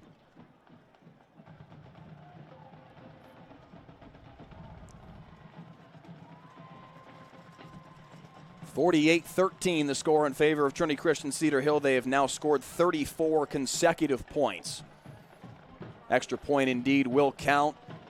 Dead ball personal foul against Austin Regents this time. And another ejection, I believe he just signaled. Yeah, if that's not a senior, that's going to impact his first game of next year. Unfortunately, no microphone on the officiating crew, or at least not one that we have piped into our broadcast. Maybe we'll try and make that happen for tomorrow.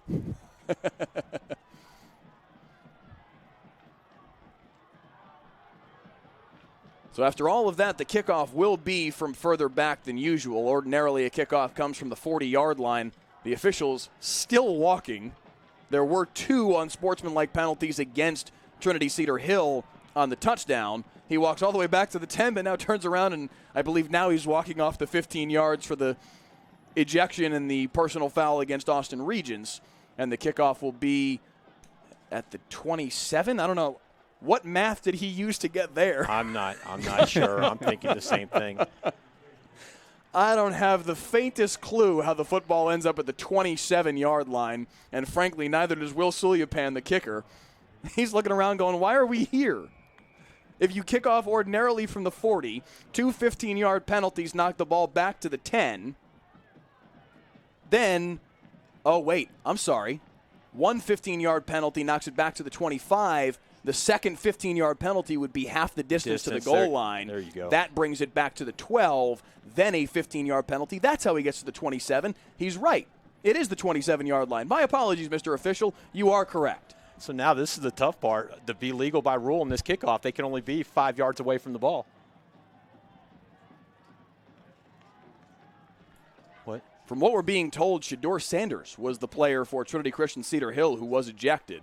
Still have not gotten a number for Austin Regents. We'll try and check whether or not that is indeed factual, as again a little bit of extracurriculars after the play on the far sideline. 87 seconds left in this one, and we'll see how many flags are thrown in those final 87 seconds. Yeah, with all we've seen transpire here in the last several minutes, do you even run a play if you're Regents, or you just kneel the ball and get out of here and get your players off and try to keep anybody from getting hurt here? That's a great point. This was, for a majority of the game, a great football game. Two teams competing at the highest level against each other. Number 17, Max St. John, walking off the field right now on the far side. I believe he was the young man ejected from Austin Regents. Gave a little flex toward the camera as he walked off the field. As back comes Wilson Long with 87 seconds to play. At a shotgun, throws it on the near side. Beg your pardon, that was again the sophomore quarterback Dickey trying to throw the ball to Wilson Long. Of course, TAPS in their final year, Trinity Cedar Hill in their final year in TAPS. Austin Regents, of course, you might expect could be back here again next year, perhaps with Drew Dickey as the quarterback. So to your point, Larry, get him a couple snaps here in the state title game, get him used to this environment, and see what kind of quarterback he could be in the future for this football team. He had a good year in the statistical categories and whatever mop-up duty he had over the course of the year, 370 yards and 3 touchdowns on 28 of 38 passing. So not a bad year for the sophomore backup quarterback. Nice throw here from Wilson Long back at quarterback to hit John Luke Roberts on what will be one of the final few plays of the game. 106 and moving fourth quarter. Yeah, they've been here 3 years in a row. There's no evidence to suggest that they won't get back. It's not been a youth issue. 4 years in a row. Yeah, this is their fourth consecutive year playing for a state title. They lost, unfortunately, all 4 years for Beck Bryden's team. The last 3 years, of course, losing to this Trinity Christian Cedar Hill team. The first year of this 4-year run, losing to Grapevine Faith and Deuce Hogan in his freshman year. Now 4th down and 2 after the incompletion from Long over the head of his intended target. But yeah, no reason to believe that this team coached by Beck Bryden over the course of the last 20 years that has made 11 state championship games and has won 6 of them, no reason why they can't be back here again for a 5th straight year next year. Beg your pardon, 5 state championships. They were going for a 6th tonight, and for a little while they were very close. Doesn't look that way any longer with the score sitting at 48-13 here in the fourth quarter, but for a moment, this was a football game. Long looking downfield on 4th and 2, and a big hit, and that's going to be an early hit and a flag.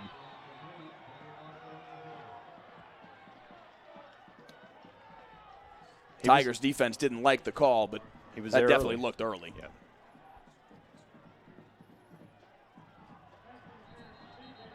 Zion Sauls, I believe, was the young man called for the flag, and that'll give a first down here to Austin Regents. 43 seconds left in a 35-point football game. Not a whole lot of impact to how this one finishes, of course, but they'll walk the football forward to, looks like they're spotting it at the 38-yard line. We get a sideline warning on the other side.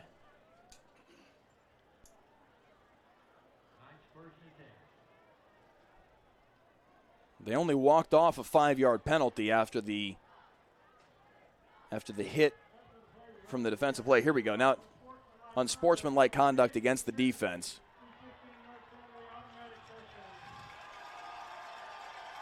So they'll walk it even further forward now. They had initially walked off the initial penalty that happened in the course of the play, and then a 15-yard penalty on top of that will bring it all the way down to the 23. It's been an eventful final 4 minutes here, even though there's been really no impact on the final score. 1st and 10 from the 23-yard line for Long. 3 wide receivers to the right, fires over the middle to John Luke Roberts, who's got it inside the 20, whipped down at the 16.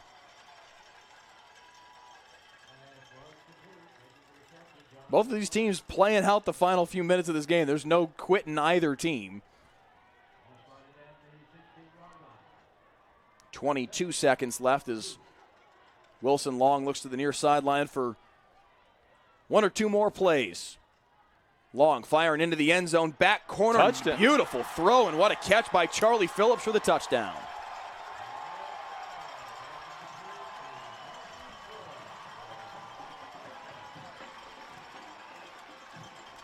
Well, for Wilson Long, who had a heck of a career at Austin Regents, that's a good throw to have as your final throw as a high school quarterback. Not too shabby. Not at all. That great throw, bought some extra time moving to his right and put it to where only his guy could catch it, and he caught it in stride. Yeah, I mean, he couldn't have located that football any better. Long to Charlie Phillips for the touchdown. 48-19 now as Chadwell comes on. They're going to fake it here.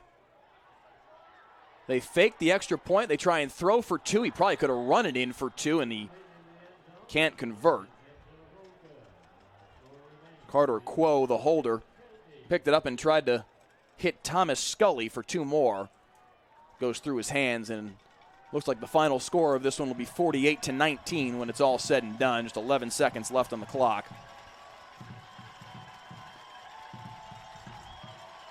And Trinity Cedar Hill ready to celebrate a third consecutive state championship here in TAPS Division II.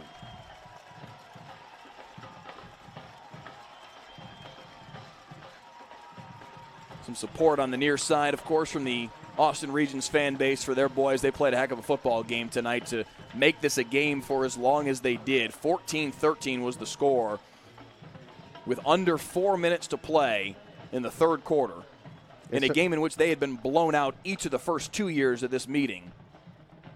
This year they made it a football game for a very long time. And they certainly fought throughout the entire game. Give them a lot of credit, even in the face of a huge amount to climb once the third quarter really got rolling. They never let up, fought to the end, and their fans gave them the ovation they deserved there. Yeah, I want to give my hats off to the Trinity coaching staff. We had an opportunity to run off two in a row. It's tough. The expectations weigh on you that you have to win, and anything short of that is a failure. And they've done it 3 years in a row now. That's impressive. 3 consecutive seasons of championship caliber football. A lot of teams can string together 3 really good seasons, as this can be recovered in the end zone. Kind of looks like what SMU did earlier this season. Once it hit the end zone, it is a dead football, and that's why the whistle blew. But until it got to that blue paint, that was a ball that Regents could have gone down and recovered. No time comes off, 11 seconds left, and likely one kneel down here from the Tigers offense. It should be victory formation time. Snap the ball, run to the sideline, and start the celebration.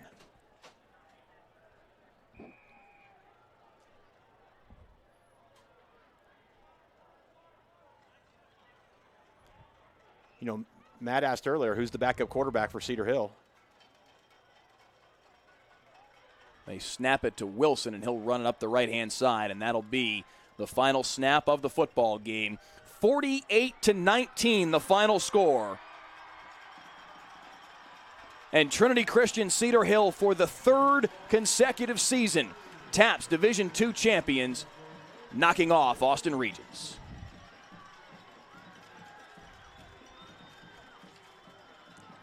34 consecutive points scored, guys, from the late third quarter into the fourth. Des Moultrie's 41-yard touchdown run, again, what kind of touched this all off. Makai Lewis with the fumble recovery for a touchdown. Sanders to Yelverton, and then 2 Sanders to Amari Crowder touchdown passes. 34 consecutive points to turn what was a 14-13 very tightly contested football game into a romp in a blink. Yeah, they came in advertised one of the best teams in all of private school football, and man, I am impressed. They are a good, talented, well-coached football team. 3 golden footballs sitting in the trophy case now.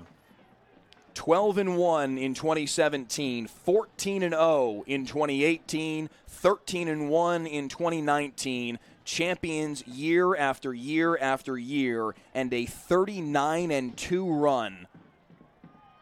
Just remarkable stuff from this Trinity Christian Cedar Hill program. And they cap it off with yet another state championship.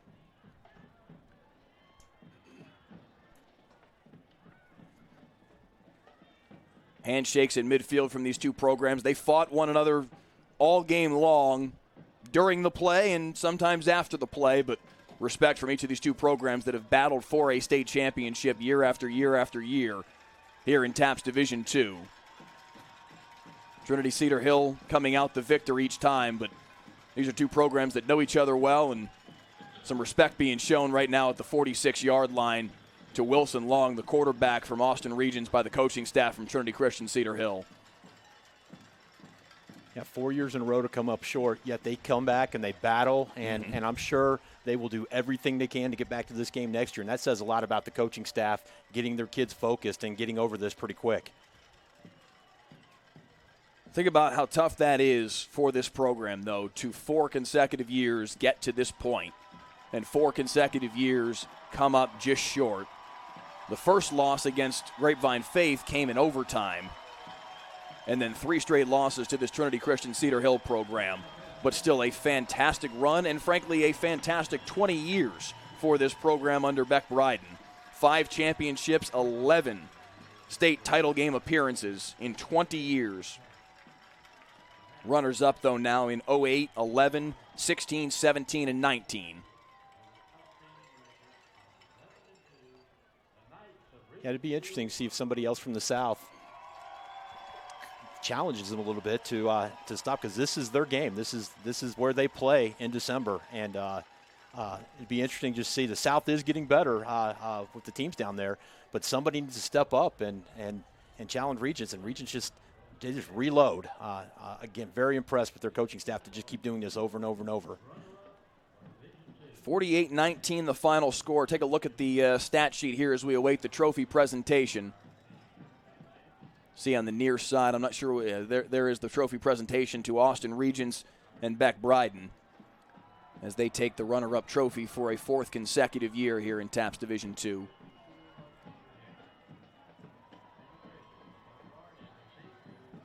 Meanwhile, on the far side, Trinity Christian Cedar Hill for the 3rd consecutive year and for the final time. Champions in TAPS Division II. Andre Hart, the head coach this year for the state title. Troy Williams, the head coach in 2018. Avion Cason, the head coach in 2017, but still the same core group of assistant coaches, and the program has been the same for this group all through that stretch. And they win state titles year after year after year. This one a 48-19 win over Austin Regents. I'm looking forward to tomorrow's games. Today was a great slate of football. Tomorrow we get to see Haight, Hollisville Sacred Heart, and Shiner St. Paul. 2 teams that we've had a chance to battle against Hollisville, and we just know those teams don't like each other. And I don't know if I'm going to be able to sleep tonight. I'm so excited about watching that game tomorrow. Some banners and a trophy on the sideline for Trinity Christian Cedar Hill. And for the 3rd straight year, they celebrate. But yeah, Larry, we got some good ones tomorrow. Noon kick, Lubbock Christian and Bernie Geneva. And then in Division 4 at 7 o'clock, Sacred Heart and St. Paul in the Division 4 championship game. And believe it or not, we're 5/7 of the way through this weekend. 5 titles have been handed out. The final one tonight, the banner for it right there. TAPS Division II champs, the Trinity Christian Cedar Hill Tigers. Gabe, if we've got a minute, I haven't had a chance to see Bernie play, but they've won at every level they've been. What do you know about Bernie, just north of San Antonio? Just that they're a program that started really small, started in 6-man, and over the years has built their resume and moved up the ladder, not unlike some of the teams that we saw here today. So they should be a quality team, and it should be a lot of fun watching them play tomorrow. Trophy in hand for Trinity Christian Cedar Hill, a 48-19 win. 34 consecutive points to put this one away, and a 3rd straight state championship for the Tigers. a tremendous run for this program, and they leave with a championship. And with that one, this one is in the books for Trinity, Cedar Hill, and Austin Regents. Our thanks to the entire TAPS TV team. Our producer in the booth, Will Dixon. The director of media for TAPS, John Skees. The associate director of TAPS is Steve Pregame, and the executive director is Brian Bunselmeyer. We also want to give a shout-out to our crew bringing you the pictures this evening, the Midway ISD AV program under the direction of Caleb Overstreet and Tanya Lacey. For Matt Tarbutton, Larry Thexton, and Gabe Duarte here with me in the booth, I'm Mike Leslie. We hope you'll join us tomorrow as we finish off the 11-man state championships. Division III kicking off at noon, Lubbock Christian and Bernie Geneva, and at 7 o'clock, Division IV, Sacred Heart and St. Paul. Thanks so much for watching today. Your final score one last time, 48-19. Trinity Christian, Cedar Hill, 3-time state champs in Division II. So long from Panther Stadium, everybody. We'll see you tomorrow.